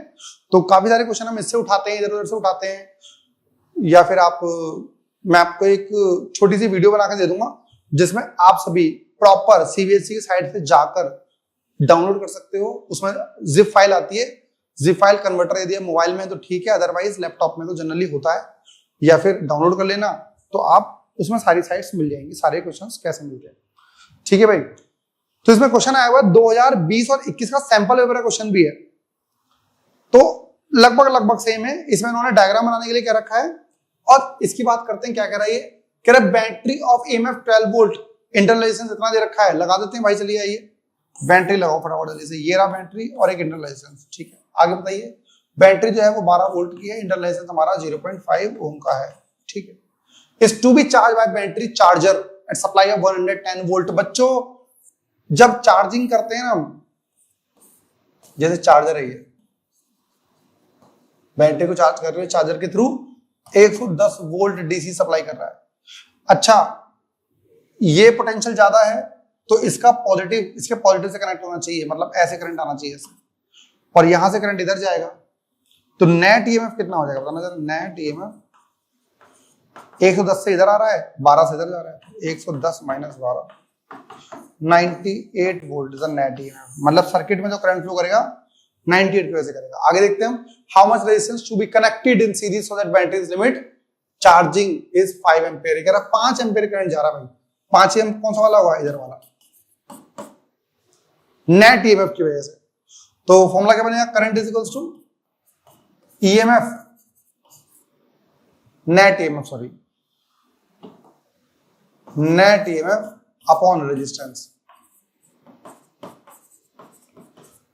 बच्चों नेट ईएमएफ बताइए कितना है, नेट 98। करंट कितना है इसके अंदर, 5। रेजिस्टेंस कितना है टोटल इसका, रेजिस्टेंस कह रहा है कितना लगा दिया जाए, कितना लगा दिया जाए। स्मॉल रेजिस्टेंस तो पता है ये 0.5 है, एक रजिस्टर और लगा दो। कह रहा कितना रेजिस्टेंस लगा दिया जाए जिससे कि हमारे पास 5 एम्पीयर करंट जाए and what is the potential difference across the terminal of the battery during charging. बच्चों ड्यूरिंग चार्जिंग में फॉर्मूला कौन सा लगाओगे, E is equals to E plus I R is equal to V। याद रखना है भाई, यही फॉर्मूला है हमारे पास चार्जिंग के केस में। जब हम कॉम्बिनेशन ऑफ सेल्स पढ़ाएंगे तो मैं आपको बताऊंगा स्टार्टिंग में कि किस तरीके से और इसको मॉडिफाई करके आप यूज कर सकते हो बहुत अच्छे तरीके से। बताइए भाई, आई करंट कितना है 5 एम्पेयर है सर, ईएमएफ कितना है 98 है सर, रेजिस्टेंस कितना है sir R plus small r है जिसकी वैल्यू 0.5 है। कर सकते हैं भाई से, तो 5 is equals to 98 upon capital R plus 0.5। बच्चों मल्टीप्लाई की जा सकती है क्या, बिल्कुल सर, मल्टीप्लाई करोगे तो ये हमारा आ जाएगा 5R plus 2.5 is equals to 98। बच्चों इसे बदल ले जाइए, 5R is equals to 98 minus 2.5 है ना, तो कितना आएगा बच्चों हमारे पास, R is equals to 98 minus 2 96 95.5 95.5 upon 5 करोगे तो कितना आ जाएगा, ये 19.1 ओम आना चाहिए। 19.1 ओम आपके पास आ रहा है। ठीक है भाई। अब कहना ये है, यदि मैं इस रेजिस्टेंस को ना लगाऊं, भाई मेरे को चार्जिंग करनी थी, मैं इसे हटा दूं तो क्या फर्क पड़ेगा मेरे को बताओ। बच्चों मैं इस चाह रहा हूं इसको हटा दूं तो करंट बताना कितना आएगा, तो करंट हमारा आएगा if capital R were not there, हटा दिया गया तो I will be EMF upon R plus R था, ये हटा दो, EMF अपॉन स्मॉल r आ जाएगा, that is the maximum current. So E कितना है 12 नहीं 98, नेट तो 98 आ रहा है ना, रेजिस्टेंस कितना है 1/2 मतलब 0.5 था, तो हाफ कर दोगे तो ऊपर चला जाएगा 196 एम्पियर। भाई साहब यदि सर्किट में इतना करंट फ्लो कर गया ना, हीट होती है I स्क्वायर RT, तो I स्क्वायर इसका स्क्वायर कर दो, ब्लास्ट हो जाएगा ये भस्म। तो रेजिस्टेंस तो हमें लगाना ही पड़ेगा, क्यों, because we want to decrease the current. 196 के हम चाहते हैं 5 एम्पियर करंट चला जाए तो ठीक है। आप देखते हो ना, मतलब हमारे यहाँ पे 5 एम्पियर का स्विच जब बोर्ड लगा होता है बड़ा वाला, उसमें हम electric press, fridge, AC, geyser सब कुछ चला लेते हैं, तो 5 एम्पियर तो बहुत बड़ी चीज होती है भाई। वहां पर आप 196 एम्पियर करंट फ्लो करा रहे हो, आपकी सेहत के लिए अच्छा नहीं है। चलिए और क्या कह रहा है वो, सर ड्यूरिंग चार्जिंग क्या हो जाएगा, ड्यूरिंग चार्जिंग में आपका पोटेंशियल डिफरेंस आएगा V is equals to E कितना है इसका बैटरी का 12 प्लस करंट कितना है 5, रेजिस्टेंस कितना है 1/2, तो V हमारा आ जाएगा 12.5 वोल्ट। अच्छा एक चीज इंटरेस्टिंग हो गई ना, देख रहे हो EMF कितना था 12 वोल्ट की बैटरी थी, लेकिन जब आपके पास चार्जिंग हो रही थी तो आपका पोटेंशियल 12 से ज्यादा आ रहा है। तो मैंने आपको बताया 3 केस होते हैं, पोटेंशियल EMF के बराबर आता है जब ओपन सर्किट हो, जनरली पोटेंशियल जो टर्मिनल पोटेंशियल होता है वो EMF से छोटा ही होता है, बड़ा कब हो सकता है जब आप उसकी चार्जिंग करोगे तो चार्जिंग करते वक्त वो इंक्रीज हो जाता है। नेक्स्ट ये क्वेश्चन बेटा आया हुआ है आपका, सेम था क्वेश्चन है तो खुद करना आप। क्या कह रहा है, cell is connected across inter external resistance 12 ohm, 0.525 ampere current था, एक्सटर्नल रेजिस्टेंस इंक्रीज कर दिया गया। तो सेम क्वेश्चन है आपका जो हमने पीछे कराया था, खुद कर लेना भाई से, कमेंट में देख लेना, क्वेश्चन नंबर डाल देते हैं इसको, 19 है ना तो क्वेश्चन नंबर डाल दो 17 डाल दो। बच्चों अभी तक हमने बात की है एक सेल के बारे में, लेकिन अब हम बात कर रहे हैं कॉम्बिनेशन ऑफ सेल। जब हम बात करते हैं कॉम्बिनेशन ऑफ सेल के बारे में तो हमारे पास टोटल 3 तरीके निकल कर आते हैं जिससे कि हम सेल्स को अरेंज कर सकते हैं। तो पहला हमारे पास आता है सीरीज कॉम्बिनेशन, जैसे आपने बचपन में रजिस्टर्स वाला पढ़ा था, या फिर लास्ट ईयर 10th में पढ़ रखा था आपने 1 साल पहले, या फिर आपने इस साल इस चैप्टर में पढ़ रखा है। तो सीरीज का मतलब होता है जिसमें करंट हमारा सेम जा रहा हो और यहाँ पर बैटरी इस तरीके से अरेंज रहेंगी। दूसरा हमारे पास है पैरेलल कॉम्बिनेशन, और तीसरा हमारे पास है मिक्स्ड ग्रुपिंग ऑफ सेल्स, मतलब इस वाले में सीरीज भी रहेगा और पैरेलल भी रहेगा। उस तरीके के क्वेश्चन हमको देखने को मिलेंगे। सबसे पहले हम बात करते हैं कि सर फॉर्मूले क्या क्या रिक्वायरमेंट पड़ेगी। बच्चों सबसे पहला क्वेश्चन आपके पास है कि 1 2 3 4 सेल्स सीरीज में अरेंज हैं। कैसे माने हम वो सीरीज में है भाई, देखना ये है कि पहले वाले का मतलब जो नेगेटिव है वो दूसरे वाले के पॉजिटिव से होना चाहिए, फिर नेगेटिव फिर पॉजिटिव से, फिर नेगेटिव फिर पॉजिटिव से। यदि ये आपसे कहा जा रहा है तो आप बोल सकते हो कि सीरीज कॉम्बिनेशन सही तरीके से अरेंज है। इसका इक्विवेलेंट होता है हमारा E1 plus E2 plus E3 plus E4। चारों का जो ईएमएफ होगा उन सबको मिला दो और उसके बाद आपका नेट ईएमएफ आ जाएगा। नेक्स्ट हमारे पास आता है जो रेजिस्टेंस होगा इन चारों का मिलाकर वो कितना आएगा, तो वो हमारा हो जाएगा R1 plus R2 plus R3 plus R4। तो पहले केस में आपके पास जो अरेंजमेंट है प्रॉपर सही तरीके से हो रखी होगी।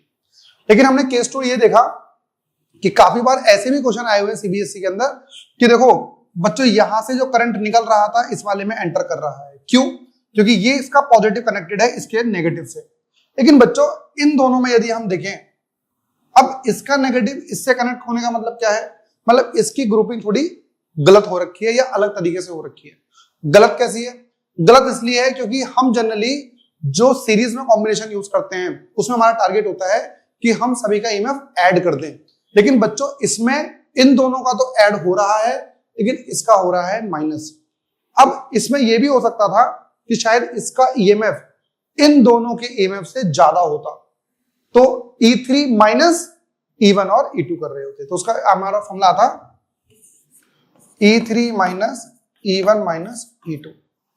ये केस कब आएगा? ये वाला किस तरीके से करोगे आप बच्चों? जब आपके पास इसका मैग्नीट्यूड इन दोनों से ज्यादा है तब आप कह सकते हो, ठीक है। तीसरा केस अब हमारे पास आता है बच्चों, हमने बहुत सारी सेल्स को सीरीज में लगा दिया है, n सेल्स को हमने सीरीज में लगा दिया है। तो पहली चीज तो ये बताइए ईएमएफ इनका जो आता था, नेट इक्विवेलेंट जो आता था वो आता था E1 plus E2 plus E3 up to so on. तो आप ले सकते हो E plus E plus E, क्योंकि सारे सेम है तो E नेट हमारा जो आ जाएगा वो आ जाएगा n टाइम्स ऑफ E। तो नेट ईएमएफ हमारा आ रहा है n टाइम्स ऑफ E। बच्चों एक बात बताइए, आप सभी को करंट निकालना आता है, क्या बोलता था? Potential upon resistance. पोटेंशियल कितना हो गया है? NE। रेजिस्टेंस बताइए, एक तो कैपिटल R और प्लस NR, ये हमारे पास चीज आ जाएगी। NE is equal to NE divide by R plus NR करके यूज कर सकते हैं इसको, ठीक है भाई, ये चीज हमारे पास आ गई। नेक्स्ट हमारे पास आता है पैरेलल कॉम्बिनेशन। सीरीज में 3 केस बने हमारे पास। पहला केस जिसमें सही तरीके से अरेंजमेंट थी, दूसरे केस में हमारे पास जितने भी होंगे उसमें से एक आध सेल थोड़ा सा अलग डायरेक्शन में बनने की होगी, उसको हम माइनस कर देंगे। तीसरे वाले में एन वाले हमने बात करी, इसके भी अलग अलग केस बनते हैं। हालांकि यदि एक्सटर्नल रेजिस्टेंस बहुत ज्यादा बड़ा है इंटरनल से तो आप इसे इग्नोर कर सकते हो। तो आपका फॉर्मूला क्या आ जाएगा? आपका आई आ जाएगा NE बाय कैपिटल R, क्योंकि R आपका बहुत बड़ा है किससे? NR से, NR से। केस 2, जब NR बहुत बड़ा है कैपिटल R से तो मतलब इसे इग्नोर कर देंगे, तो I हमारा आ जाएगा NE अपॉन NR, N से N कट गया, I is equals to E upon R। ये आपको याद होगा, अभी हमने पीछे मैक्सिमम करंट निकालते वक्त हमने ये वाला फॉर्मूला यूज किया था, ठीक है भाई। चलिए बच्चों अब हमारे पास आता है पैरेलल कॉम्बिनेशन। पैरेलल कॉम्बिनेशन मतलब अब आपके पास कुछ करंट यहां से आ रहा है, कुछ यहां से आ रहा है, कुछ यहां से आ रहा है, तीनों करंट मिलके बन चुके हैं I। इसका ई नेट का फॉर्मूला एग्जैक्ट नहीं होता है, इसका फॉर्मूला होता है E net bye R equivalent. दोनों का डिविजन की फॉर्म में आता है E1 by R1, E2 by R2, E3 by R3। मतलब इसका ईएमएफ और इसका ही resistance E1 by R1, E2 by R2, E3 by R3। Equivalent resistance निकालने के लिए पैरेलल वाला फॉर्मूला लगता है 1 by R equivalent equals to 1 by R1 plus 1 by R2 plus 1 by R3। तो बच्चों दो चीज आपने पढ़ी। एक चीज है हमारे पास इसमें हमने जो बतानी है आपको कि बच्चों सपोज मान लीजिए हमारे पास 3 सेल हैं, तीनों कनेक्टेड हैं पैरेलल में और तीनों का मैग्नीट्यूड सेम है, तो क्या करेंगे बताओ? E by R, E by R और E बाय R, क्योंकि इसका ईएमएफ इसका रेजिस्टेंस, इसका ईएमएफ इसका रेजिस्टेंस। तो बच्चों कितना आ जाएगा? ये हमारा आ जाएगा 3E बाय R, है ना। पर हमें बच्चों R इक्विवेलेंट नहीं पता, यदि मैं निकालना चाहता हूं तो हमारा फॉर्मूला क्या था? 1 by R equivalent is equals to 1 by R, 1 by R और 1 बाय R।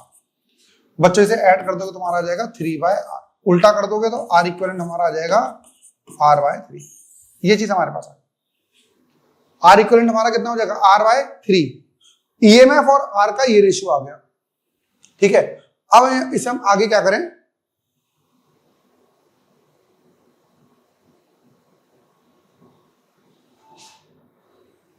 आगे क्या देखेंगे बच्चों? ये हमारा आ गया है ये, और ई इक्विवेलेंट कितना आएगा जल्दी बताइए, 3e/r इंटू आर इक्विवेलेंट। बच्चों आर इक्विवेलेंट कितनी वैल्यू है, 3e/r इंटू r/3, 3 से 3 कट गया, r से r कट गया, e आ गया। मजेदार वाली बात पता लगी, जब आपके पास कितने भी ईएमएफ हो और सारे सेम हो, और यदि आप उन सबको हटाना चाहते हो तो उनका इक्विवेलेंट ई के बराबर ही आता है। तो इसका इक्विवेलेंट सर्किट क्या बनेगा बच्चों, एक बना दोगे सेल और एक बना दोगे इंटरनल रेजिस्टेंस। सेल का कितना आएगा, यहां पे आ रहा है ई, आर इक्विवेलेंट कितना आ रहा है बच्चों हमारा, r/3। तो इस पूरे डायग्राम को आपने रिप्लेस कर दिया है किससे, E, r/3, मतलब इसका नेट ईएमएफ आ गया है E और r/3। यदि आपके सीबीएसई के अंदर ऐसा कोई क्वेश्चन आता है तो आपको प्रॉपर तरीके से इसको सॉल्व करके दिखाना पड़ेगा, उसके बाद आप आगे देख पाओगे। ठीक है भाई, चलिए आगे देखते हैं। नेक्स्ट केस बच्चों हमारे पास आता है, यदि 2, 4, 6 सेल नहीं है, अब हमारे पास m सेल्स हैं और सारी m सेल्स को हमने किसमें लगा दिया है, पैरेलल में। अच्छा नेट ईएमएफ बताइए, अभी निकालना बताया मैंने, सबका ईएमएफ क्या है, सेम, तो नेट ईएमएफ कितना आएगा, E। बताइए आर इक्विवेलेंट कितना रहेगा, ये रहेगा हमारा 1/r प्लस 1/r, कब तक, m टाइम्स तक, तो क्या आएगा m/r। 1/r इक्विवेलेंट बच्चों हमारा आ रहा है m/r, और r इक्विवेलेंट हमारा आ जाएगा r/m। ये फॉर्मूला आ गया। यदि आप इस सर्किट में एक रजिस्टर लगा देते तो इसका बड़े आराम से आप करंट निकाल सकते थे। बताइए कैसे निकालोगे, टोटल रेजिस्टेंस बताइए कितना आएगा, टोटल रेजिस्टेंस कितना आएगा बच्चों, टोटल रेजिस्टेंस इसका आएगा r/m प्लस कैपिटल r/m, तो ये आ गया प्लस कैपिटल R। तो ये हो गया हमारा इंटरनल रेजिस्टेंस और प्लस R हमारा हो गया सर्किट का रेजिस्टेंस। अब यदि मैं इसका करंट निकालना चाहूं तो ऊपर ही निकाल लेते हैं, ठीक है ना, आप अपने सीरीज में ही लिखना तरीके से, ठीक है ना। करंट निकालना चाहूं तो क्या होता है फॉर्मूला, ईएमएफ अपॉन रेजिस्टेंस। बच्चों ईएमएफ कितना है बताइए, E, रेजिस्टेंस कितना है, r/m प्लस R। बच्चों से ही लिख दो, कितना आएगा, E R plus MR upon M, ऊपर मल्टीप्लाई कर दो, तो ME upon MR plus R, this is equals to I। इस तरीके से आप निकाल सकते हो। इसमें भी केस वही बन जाएगा, कौन सा बड़ा है, ये बड़ा है या वो बड़ा है, उस तरीके से आप देख लोगे। ठीक है भाई, ये क्वेश्चंस में हमारे सारे फॉर्मूले कवर हो जाएंगे, लेकिन आपको फॉर्मूले अच्छे से लिखना है। अब हमारे पास ग्रुपिंग ऑफ मिक्स ग्रुपिंग में आ गया है बच्चों, हमने एक रो में n सेल्स लगा दी हैं। अब ऐसी ही एक और पूरी सीरीज है, एक और सीरीज है, एक और सीरीज है, एक और सीरीज है, बहुत सारी सीरीज है जिसमें बहुत सारे n सेल्स लगे हुए हैं। कितनी रो है इसमें, m रोज है। बच्चों आइए से सॉल्व करना शुरू करते हैं, किस तरीके से करेंगे। पहली चीज, सर ये सारी n है, मैं इसको हटा दूं तो हटा दो, क्या बनाओगे, देखो एक बनाओगे आप सेल और एक इंटरनल रेजिस्टेंस, ठीक है, फिर एक यहां पर बनाओगे, एक सेल एक इंटरनल रेजिस्टेंस। कितनी बार करते रहोगे सर इसे, सर इसे हमें करना है m टाइम्स। बताइए इसका ईएमएफ कितना होगा बच्चों, अभी आपको पता था n सेल्स हैं सीरीज में लगी हुई हैं, सबका हो जाएगा NE, रेजिस्टेंस NR, क्योंकि सीरीज में तो R1 plus R2 plus R3 होता है ना, ठीक है। नीचे वाले का भी NE, इंटरनल रेजिस्टेंस NR, इसका NE और NR। आप क्या कर सकते हैं बच्चों, अब हमें क्या करना है, इसको भी हटाना है। ये सारी पैरेलल में सेल्स हैं, सबका ईएमएफ क्या है, NE NE NE, तो मतलब कि यदि मैं एक सेल लगाऊंगा तो इसका आ जाएगा NE। रेजिस्टेंस निकालना पड़ेगा भाई, रेजिस्टेंस कैसा आएगा, 1/R equivalent is equals to 1/ इसका कितना है NR, NR 1/NR up so on M times, तो क्या आएगा 1/R equivalent is equals to M/NR। R equivalent is equals to N R by, reciprocal कर दिया दोनों साइड का, तो हमारा इक्विवेलेंट कितना आ गया, एन आर बाय एम। बच्चों यदि इसमें करंट निकालने को कह दे कोई तो क्या करोगे, करंट निकालने को कोई कह दे तो, डायग्राम तो आपने बना रखा होगा, मैं इसे हटा देता हूं, करंट निकालने को कोई बोल दे तो क्या करोगे भाई, सर करंट निकालने को कोई बोलेगा तो मैं सर्किट बनाऊंगा पहले तो, और साथ में इसके कैपिटल आर लगा दूंगा। टोटल रेजिस्टेंस कितना होगा सर, टोटल रेजिस्टेंस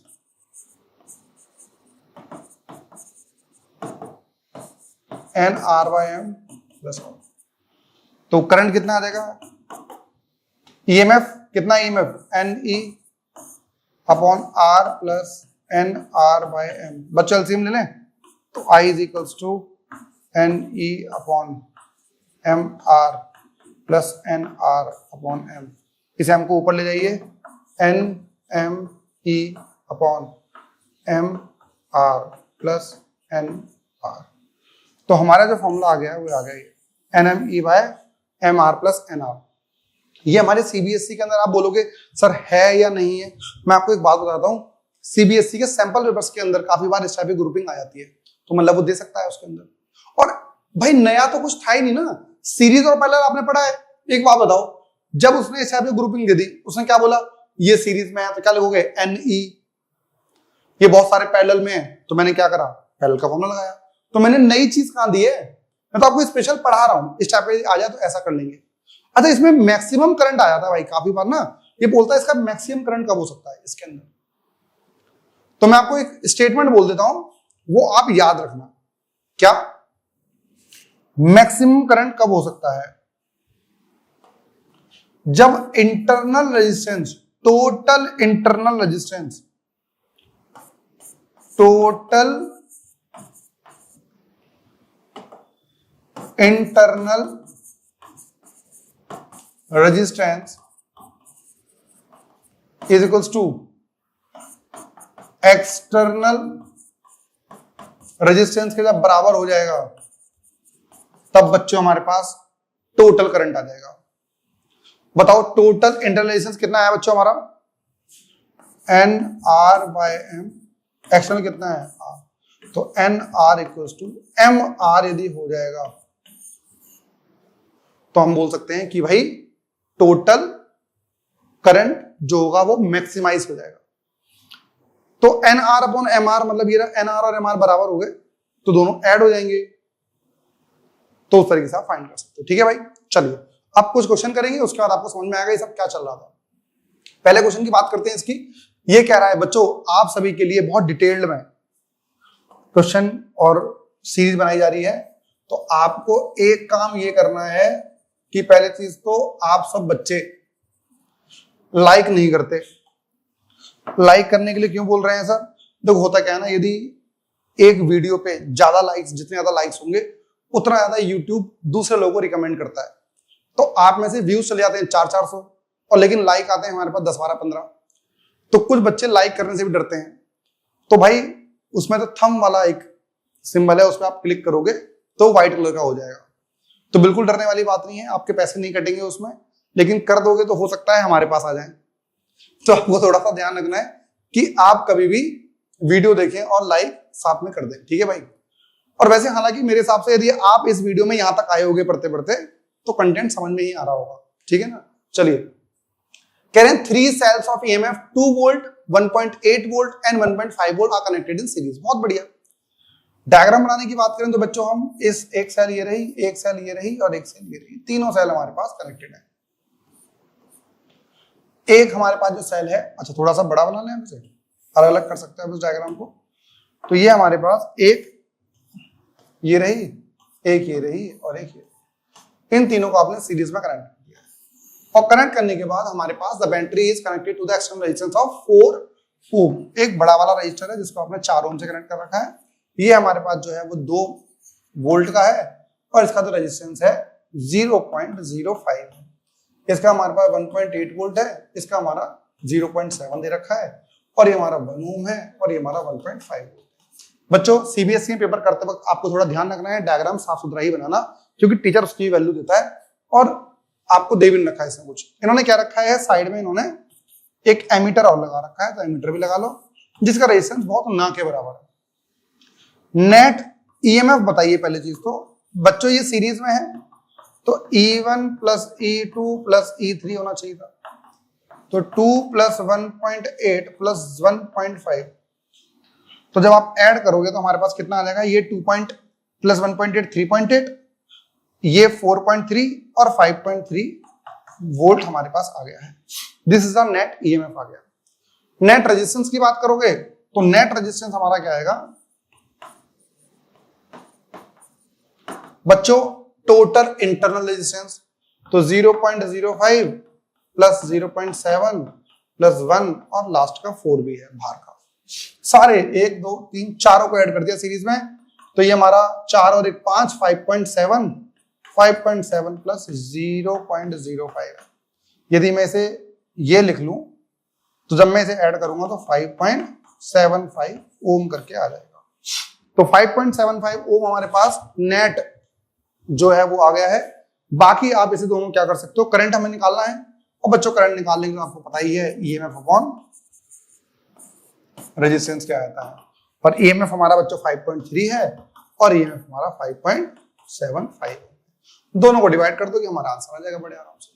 ठीक है ना, तो ये हमारा क्वेश्चन था, बहुत बेकार सा पहला क्वेश्चन था इसलिए हम थोड़ा अच्छा ले लिया है, मतलब जिससे कि बच्चे मोटिवेट हो जाए। ये हमारा 2010 कंपार्टमेंट का पेपर है भाई, ये क्वेश्चन भी मैं आपको ऑलरेडी थ्योरी में बता चुका हूँ। देखिए इस बार हमने कोशिश ये करी है कि आपको थ्योरी बहुत अच्छी करा दी जाए जिससे कि आप न्यूमेरिकल में बड़ी हेल्प हो। देखो ये दोनों सेल, इनका पॉजिटिव से करंट निकल रहा होगा, इसमें जा रहा होगा, लेकिन इसका जो है, इसका जो रेजिस्टेंस है, इसका ये डायरेक्शन इसकी आ रही होगी। अच्छा देखिए इन दोनों का ऐड हो रहा होगा, ये 5E है और ये E है, टोटल कितना हो गया 6, और ये इस साइड से आ रहा है, तो क्या करोगे आप, नेट ईएमएफ जो आएगा वो 5E plus E minus 2E, 6E minus 2E आ गया, 4E आ चुका है। रेजिस्टेंस बेटा इंटरनल रेजिस्टेंस क्या बात करोगे, वो तो हमारा R plus 3R plus 2R कर गया है, तो 3 2 5 और 1 6 6R आ गया। फिर इसने ये भी क्या रखा है कि वेरिएबल रेजिस्टेंस कैपिटल R भी है, यहाँ पे R रेजिस्टेंस भी है।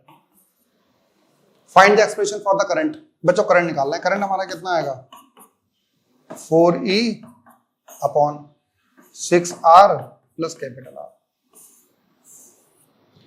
भाई ये तो सीरीज में इनका हो गया 6R और प्लस कैपिटल R हो गया। कह रहे बच्चों ग्राफ बना दो करंट का R के साथ। भाई देखो करंट का R के साथ बनाओगे तो ये ग्राफ हम पहले ही पढ़ चुके हैं, ये वाला ही बनेगा, करंट है और ये R इनवर्सली प्रोपोर्शनल है ना ये। नेक्स्ट सेम क्वेश्चन आपके पास है, 2015 कंपार्टमेंट में आया हुआ है बच्चों। ये कह रहा है कि मैंने इस सेल के क्रॉस क्या लगा दिया है, मैंने इस सेल के क्रॉस एमीटर लगा दिया और वोल्टमीटर लगा दिया, इनकी रीडिंग बताओ दोनों केस की। चलिए इसकी बात करते हैं पहले बच्चों। इसमें से जो करंट निकल रहा होगा आपको शायद उसमें से कितना साफ दिख रहा है, मैं आपको एक बार थोड़ा डायग्राम बड़ा कर देता हूं।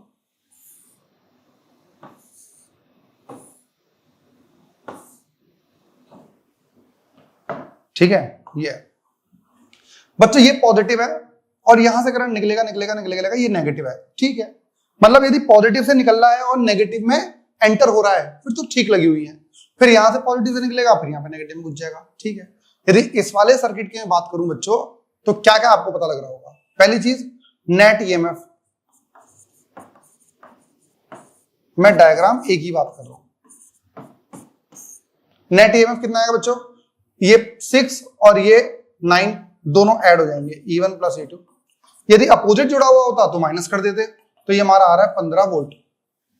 रेजिस्टेंस तो ऐड ही होते हैं, इंटरनल रेजिस्टेंस हमारा आ जाएगा 1 ओम प्लस 1 ओम 2 ओम ही। ठीक है भाई, और बताइए हमारे पास इसके बाद क्या हुआ। इन दोनों को मैं रिप्लेस कर सकता हूं किससे, एक बैटरी लगा सकता हूं, करंट निकल जाएगा। करंट बताइए कितना है, नेट ईएमएफ 15/2, ये हमारा आ रहा है 7.5 एम्पियर। क्या बोल रहा है भाई, फिर वो एक बार मैं ऐसा क्वेश्चन देख लूं भाई, बिल्कुल एज इट इज दे रखा है या कुछ चेंजेस हैं आपके पास। यही दे रखा है, 6 है, 9 है और 7.5 एम्पियर हमारा करंट है। और क्या बोल रहा है ये, कह रहा है कि इसके बीच में मुझे वो बता दो, क्या पोटेंशियल बता दो मेरे को। अच्छा, वोल्ट में एमीटर ने तो रीडिंग ये दी होगी। दूसरा क्या बोला है बच्चों इसने, दूसरा इसने कहा है मुझे बता दो इसके अक्रॉस वोल्ट मीटर जो लगा हुआ है उसकी रीडिंग क्या होगी। अच्छा, इसके अक्रॉस मतलब टर्मिनल पोटेंशियल निकालने को बोल रहा है ना, ये तो होता था। टर्मिनल पोटेंशियल क्या होता है बच्चों, फॉर्मूला बताओ सर। फॉर्मूला होता है V = E - IR, ठीक है। V = बताइए E कितना है इसका 6, I कितना है सर 7. वो आया है हमारा 7.5 इंटू बताइए 1, तो 7.5 ही आया। तो हमारा V कितना आ रहा है बच्चों, -1.5 वोल्ट आ रहा है। बात समझ में आ गई, क्योंकि यहां से करंट ज्यादा जा रहा होगा और यहां से कम आ रहा है। सिमिलरली इसकी बात कर लेंगे हम, क्या फर्क है इसमें। ओ, इसमें डायग्राम में फर्क क्या आ गया है, डायग्राम बी में यहां से जो करंट निकल रहा है और यहां से भी निकल रहा होगा, ये छोटी बैटरी है, ये बड़ी बैटरी है, तो ये अपना डोमिनेंसी शो कर रही होगी। तो मतलब ये वाली बैटरी चार्ज हो रही है। जब कभी भी आप किसी छोटी बैटरी को बड़ी बैटरी से कनेक्ट कर देते हो ना, तो उसके अंदर करंट फ्लो होना शुरू हो जाता है। जब बैटरी के अंदर करंट जाने लग जाता है उसको हम बोलते हैं चार्जिंग ऑफ द बैटरी। तो मतलब 9 वाले से 6 वाले में एंटर हो रहा है, तो मतलब ये वाली बैटरी अब चार्ज हो रही है। पोटेंशियल निकालना पड़ेगा, इसका पोटेंशियल हमारा आएगा E + IR। पहले हम E निकाल लेते हैं बच्चों, दोनों अपोजिट डायरेक्शन में है, तो E नेट कितना आएगा बताओ, 9 वोल्ट - 6 वोल्ट, ये आ रहा है 9 वोल्ट - 6 वोल्ट आ गया। इसका आंसर हमारा आ जाएगा 3 वोल्ट। आई ये आ गया। रेजिस्टेंस कितना आएगा, रेजिस्टेंस हमारा 2 ओम ही आएगा। आई कैसे निकालोगे, EMF / R, E कितना है बच्चों 3 वोल्ट / 2, 1.5 वोल्ट आ गया। ये रीडिंग क्या दे रहा होगा, ये वाली, तो कितना आएगा V = EMF कितना है बच्चों 6 प्लस करंट कितना है 1.5, रेजिस्टेंस कितना है 2, तो 1.5 × 2 3 + 6 9 वोल्ट आ रहा है। इसकी पोटेंशियल जो आपके पास आ रहा होगा वो 9 वोल्ट हमें शो कर रहा होगा, जिसमें रीडिंग ऐड हो रही है। दूसरे वाले का आंसर एक बार हम चेक कर लेते हैं। रीडिंग ऑफ दिस 1.5 × 2 क्यों आया, इसका तो रेजिस्टेंस 1 ही था ना, ठीक है, ये गलती हो गई। यहाँ पे रेजिस्टेंस तो इसी का लोगे जैसे हमने यहाँ पे लिया था, तो ये हमारे पास 7.5 आ रहा है, 7.5 वोल्ट। ठीक है बच्चों, इस तरीके से आप देख सकते हो कि क्या हमारा चल रहा है। बच्चों अब हमारे पास आ गया नेक्स्ट क्वेश्चन। इस क्वेश्चन में क्या करने वाले हैं हम, सबसे पहली चीज आपको ये देखना है कि ये है 4 वोल्ट की बैटरी और ये है 8 वोल्ट की बैटरी, और ये दोनों ही अपोजिट डायरेक्शन में कनेक्टेड है बच्चों।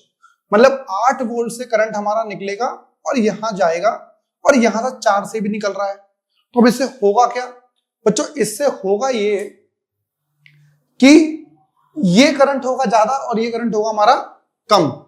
उसकी वजह से नेट करंट हमारा इधर ही मूव करना शुरू कर देगा। पहली चीज, जो करंट यहां से इधर आएगा, ये दोनों किसमें पैरेलल में, तो 1/R = 1/3 + 1/6 कर लोगे। नेट हमारा आ गया है 6, एलसीएम लोगे तो 2, और ये 1 आ गया, ये तुम्हारा आ गया 3/6। 1/R = जब इसे काटोगे तो ये 1/2 आ जाएगा। R की वैल्यू हमारे पास आ जाएगी 2 ओम। मतलब मैं इस पूरे को मैं हटा सकता हूं, ठीक है। अब ये बैटरी और ये बैटरी अपोजिट डायरेक्शन में है, तो बच्चों हम E नेट जब निकालेंगे तो हमारा आ जाएगा 8 - 4 विच इज 4 वोल्ट। बच्चों रेजिस्टेंस तो हमारे टोटल ऐड ही होते हैं, तो इंटरनल रेजिस्टेंस जो हमारा आएगा वो आएगा 0.5 + 1 विच इज 1.5 ओम आ गया।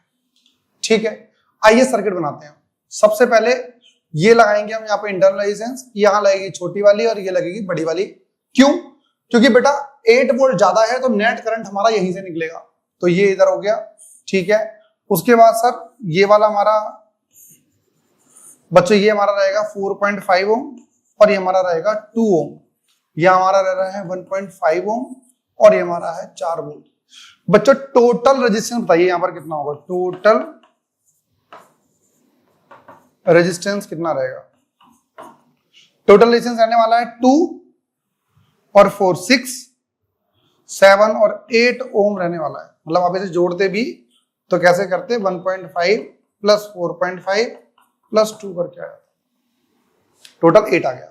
बच्चों सॉल्व करें इसे, करंट कितना आएगा, ईएमएफ अपॉन रेजिस्टेंस कितना आ जाएगा, 4 वोल्ट है, रेजिस्टेंस हमारा 8 ओम है, काट दोगे तो 1/2 एम्पेयर और 0.5 एम्पेयर यूज कर लोगे।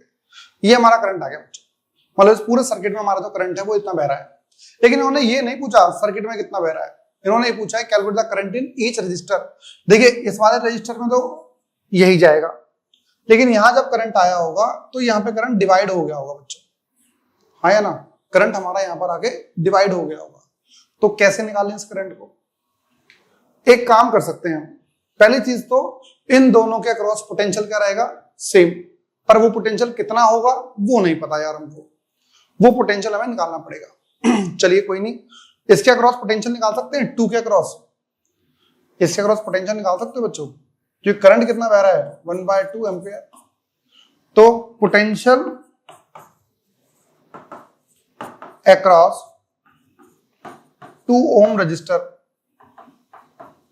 क्या होता है बेटा, फॉर्मूला पोटेंशियल का, V is equal to I R होता है बच्चों। I कितना है, 1/2, रेजिस्टेंस कितना है 2, मतलब 1 ओम। इसके अक्रॉस 1 वोल्ट आ रहा है, तो बच्चों जितना पोटेंशियल इसमें होगा उतना ही इतना, और दोनों में है कितना, 1 वोल्ट। तो क्या लिख सकते हो आप बच्चों, मान लेते हैं यहां करंट जा रहा होगा I1 और यहां करंट जा रहा होगा I2। तो जो नेट पोटेंशियल आपका आएगा which that will be equals to potential across इतना, कितना 3 into I1 which is also equal to 6 into I2, और V है कितना सर 1 है, तो 1 है तो क्या लिखोगे, 1 इज इक्वल टू 3I1, तो I1 हमारा आ गया है 1/3 एम्पियर। और ये कितना है बच्चों, लिखोगे V is equal to 6I2, V हमारा है 1 6I2, तो बच्चों हमारा जो I2 आ जाएगा 1/6 एम्पियर आ जाएगा। तो 1/6 ये है और 1/3 ये रहा। यदि आपको विश्वास नहीं हो रहा तो आप एक काम और कर सकते हो, आप इसे चेक भी कर सकते हो। कैसे सर, एक बात बताओ, जो I1 और I2 है इन दोनों का सम किसके बराबर होगा, I के बराबर।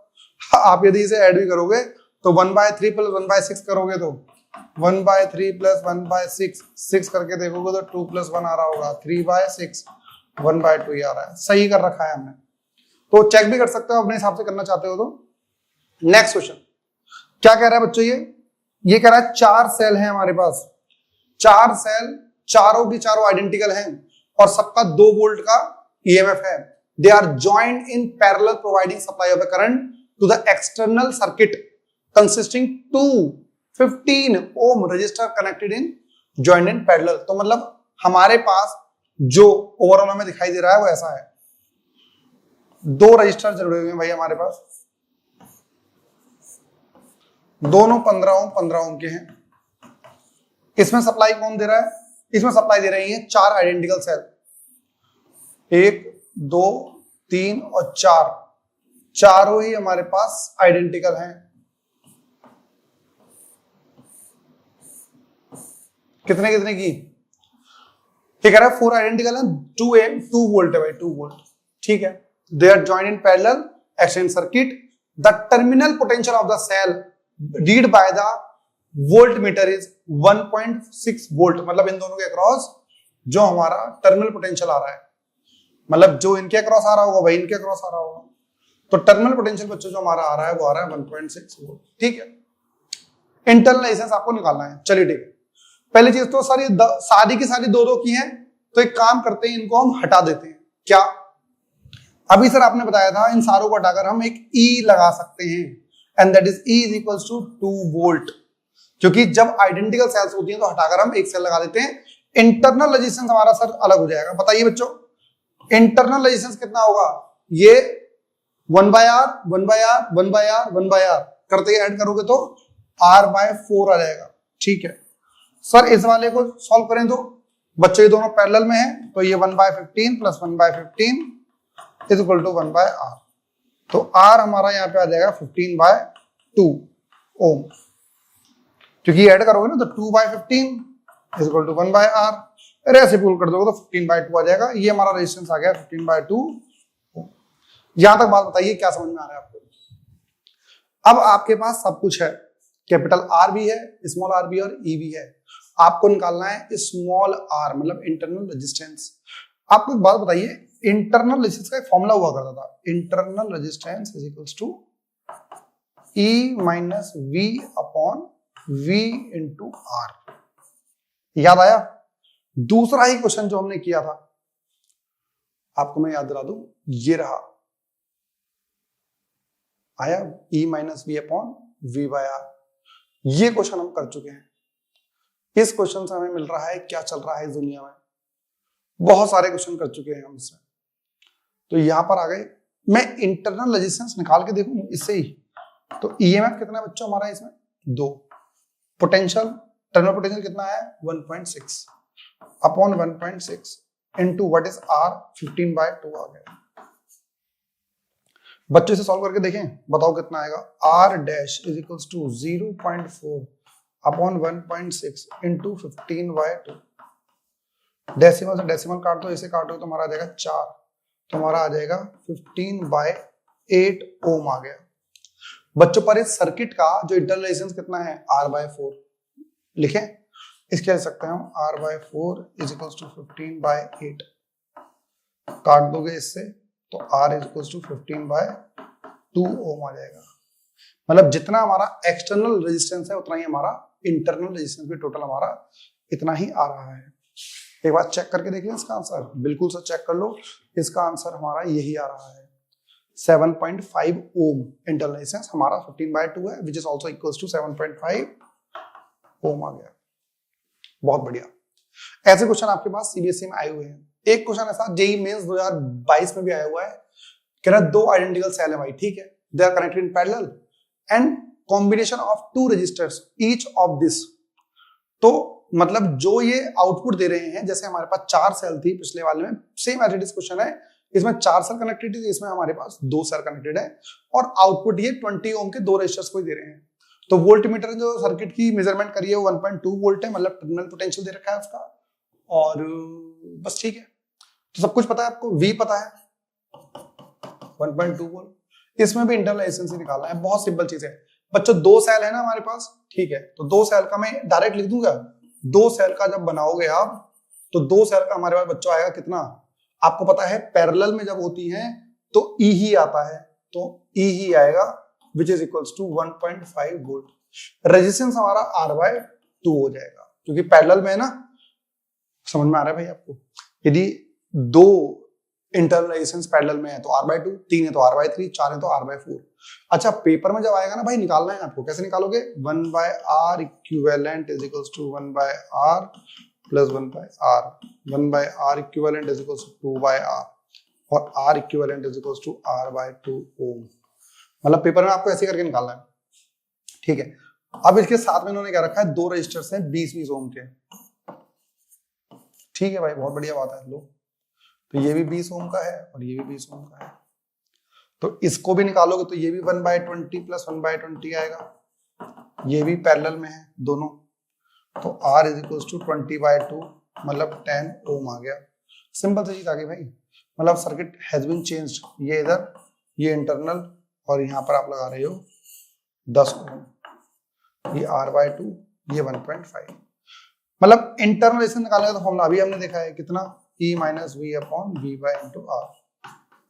तो R डैश हमारा आ गया है, ये हमारा है 1.5, ये है 1.2, 1.2 इंटू R की जगह हमारा आ गया है 10। बच्चों बताना कितना बचेगा? ये 1.5 माइनस 1.2, 0.3 अपॉन 1.2 इंटू 10। डेसिमल हटाओगे तो काटोगे तो ये 4 आ जाएगा, इससे काटोगे तो ये 5/2 आ जाएगा बच्चों। लेकिन इस केस में हमारा रेजिस्टेंस कितना है? R/2, R/2, 2 से 2 काट दो, R की वैल्यू हमारी कितनी आ गई है? 5 ओम आ गया।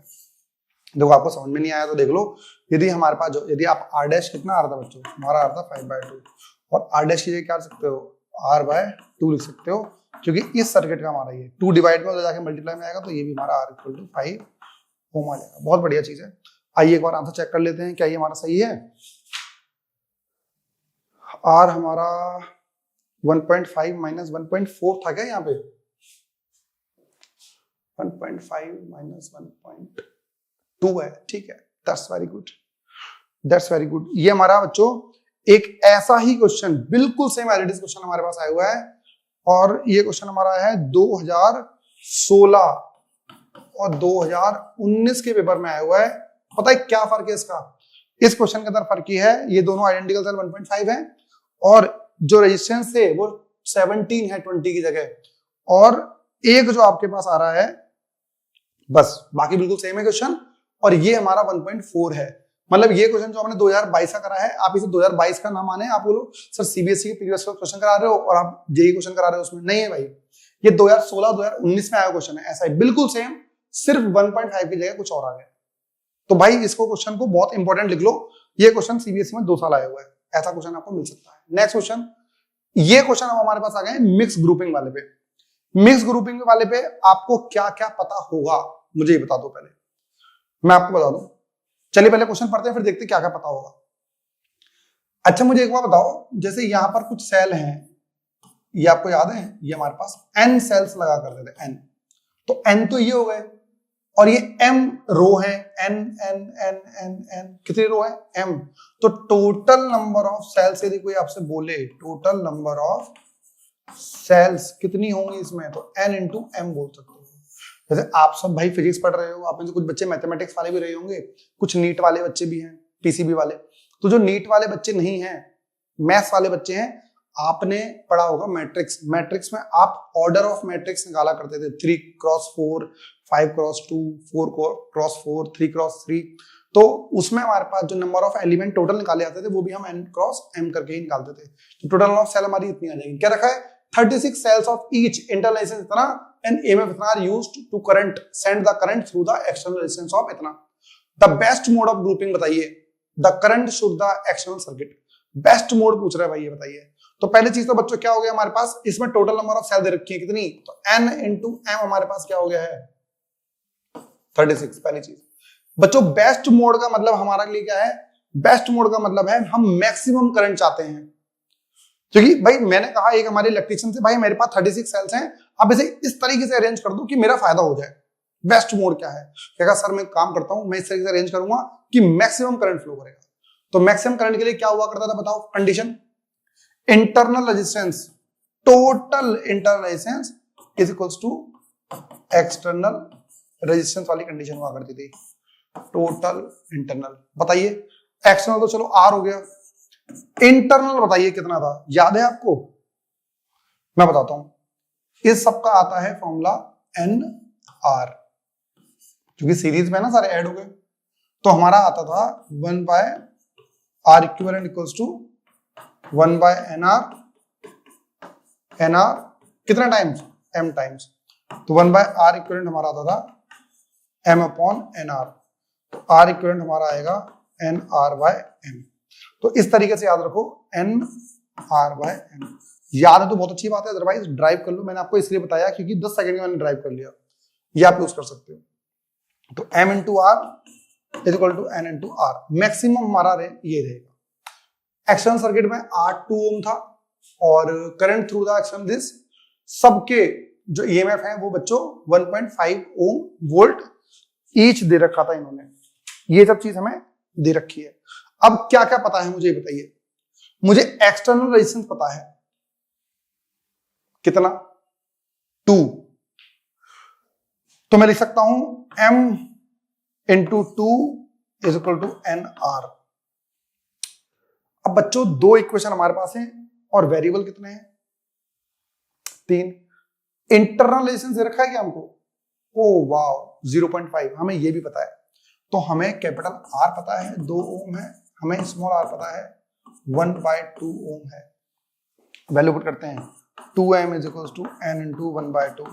2 से मल्टीप्लाई होगा तो 4m is equal to n। बच्चों n की वैल्यू यहां पुट कर देते हैं, ठीक है? बताइए तो क्या पुट करेंगे हम? n की जगह 4m into m is equal to 36। कितना आ गया? 4m square is equal to 36।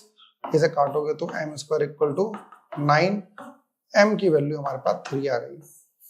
बच्चों m की वैल्यू हमारे पास आ गई है 3, तो n कितना आ जाएगा, n is equal to 4 into 3 आ गया, विच इज इक्वल टू 12। तो m हमारे मतलब m का मतलब क्या होता है, कितनी रो है, तो 1 2 3 रो है, और n का मतलब 12 मतलब एक रो में 12 है, 1 2 3 4 कितने 12, और इस जैसी एक और रो है, इस जैसी एक और रो है, तो 3 रो है, 12 12 और 12। ये कह रहा है बेस्ट मोड हमारे पास ये है कि इस मोड में हमारे पास मैक्सिमम करंट फ्लो करेगा, ये हमसे कहा जा रहा है बच्चों, ठीक है ना। तो आपके पास ये चीज आ गई है, मैक्सिमम करंट कब फ्लो करेगा, जब 12 12 करके 3 रो में कनेक्ट कर दोगे, ये आ गया। और क्या पूछ रहा है भाई, ये कह रहा है कि बेस्ट मोड बताइए, ठीक है बता दिया। करंट बताइए, current through the external circuit कितना फ्लो कर रहा होगा उस टाइम पे। अच्छा, फॉर्मूला हमें पता है इसका, I इज इक्वल्स टू क्या होता था, NME अपॉन क्या होता था, एक्सटर्नल रेजिस्टेंस, ये दोनों बराबर ही तो होते थे, तो ये आता था हमारा MR प्लस NR, यही फॉर्मूला था। तो I is equals to NM बताइए, N into M36 into EMF, एक का कितना है बच्चों, एक का EMF हमारे पास आ रहा है 1.5, ठीक है, तो 1.5 बच्चों MR, M कितना है हमारे पास 3, रेजिस्टेंस कितना है हमारे पास बच्चों, बताओ बताओ बताओ बताओ बताओ बताओ, रेजिस्टेंस हमारा 2 था, अभी लिखा था ना हमने, कैपिटल R 2 है और स्मॉल r 1/2 है, ठीक है। N कितना है हमारे पास, N हमारे पास 12 इंटू, और ये कितना है 1/2, तो ये तो हमारा 6 आ गया, तो ये से मल्टीप्लाई करोगे तो 1854 आ गया है, और ये हमारा 6 आ गया, और ये 12 आ गया। काट के देखो किससे जाएगा, ये 6 से कट रहा होगा, 6 से काटोगे तो ये 9 आ जाएगा, और ये 2 आ जाएगा, तो हमारा 4.5 एम्पियर हमारा आंसर आना चाहिए इसका। वाओ, बिल्कुल सही आंसर आ रहा है हमारा। 12 सेल्स को सीरीज में लगाएंगे और 12 सेल्स वाली इस तरीके से 3 लगा देंगे, उस तरीके से हमारा आंसर आ जाएगा। नेक्स्ट सेम क्वेश्चन है भाई हमारे पास है, आई थिंक ये हमारा सेकंड लास्ट क्वेश्चन है, ठीक है। क्या कर रही है, 12 सेल्स हैं बच्चों हमारे पास, 12 सेल्स हैं, 12 सेल टोटल लगाई है, 1.5 वोल्ट के हैं, इंटरनल रेजिस्टेंस दे रखा है, एक्सटर्नल रेजिस्टेंस के बारे में कुछ कह नहीं रखा है, दे रखा है यस। तो बच्चों स्मॉल r इसमें 1/2 ओम, कैपिटल R 1.5, और 12 सेल्स हैं, m into n is equal to 12, और E कितना दे रखा है 1.5, ये तो निकाल दोगे आप, खुद भी निकाल लोगे, है ना। तो क्या चाहिए बताओ, calculate the value of N for combination send maximum current. देखो एक तो डायरेक्ट वो बोल देगा मैक्सिमम करंट, या फिर बोल देगा बेस्ट मोड ऑफ कॉम्बिनेशन, दोनों में करंट मैक्सिमम ही चाहता है वो। तो हम ये हमने लिखा था अभी, हमने MR is equal to NR करके लिखा था ना अभी, ये MR is equal to NR, ये मैक्सिमम करंट की कंडीशन है।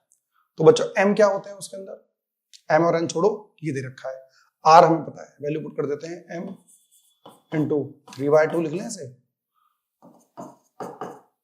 Equal to N, what is R 1/2, 2 से 2 कट गया, N इक्वल टू 3M आ गया है, वैल्यू पुट कर दो, तो M इंटू N की जगह 3M इक्वल टू 12, तो 3M square is equal to 12, काटोगे तो 4 आ जाएगा, M स्क्वायर हमारा 4 आ रहा है, M की वैल्यू 2 आ जाएगी, M की वैल्यू 2 आ गई, पुट कर दो इसमें, ऐसे पुट कर दो, तो N is equal to 3 into 2, N is equal to 6 आ रहा है। मतलब कि हमें 6 सेल लगानी है सीरीज में, 1 2 3 4 5 6 सीरीज, और ऐसी 2 रो लगानी है। आपने लगता है हमारा चैनल सब्सक्राइब नहीं करा है, और दूसरी चीज लाइक कर दो इस वीडियो को, क्योंकि भाई मैंने आपको पहले बोल चुका हूं मैं कि हमारी वीडियो पे व्यूज आते हैं 400 500 1000 2000, अभी तक तो नहीं आए हैं। यदि आप कहीं बाद में वीडियो देखोगे तो 1000 2000 हो सकते हैं, लेकिन लाइक्स आते हैं सिर्फ 12 14 15 16 20। तो मेरी रिक्वेस्ट है आप सभी से, ये आगे देख लेना, लाइक कर दो थंब पर क्लिक कर कर, ठीक है भाई। चलिए N और M आ गया, और बताओ जल्दी बताओ इसके आगे आप। सर फॉर्मूला तो अभी हमने देख लिया है, I is equals to NME upon क्या था फॉर्मूला, जो ये है वही रहता है MR प्लस NR, बहुत बढ़िया।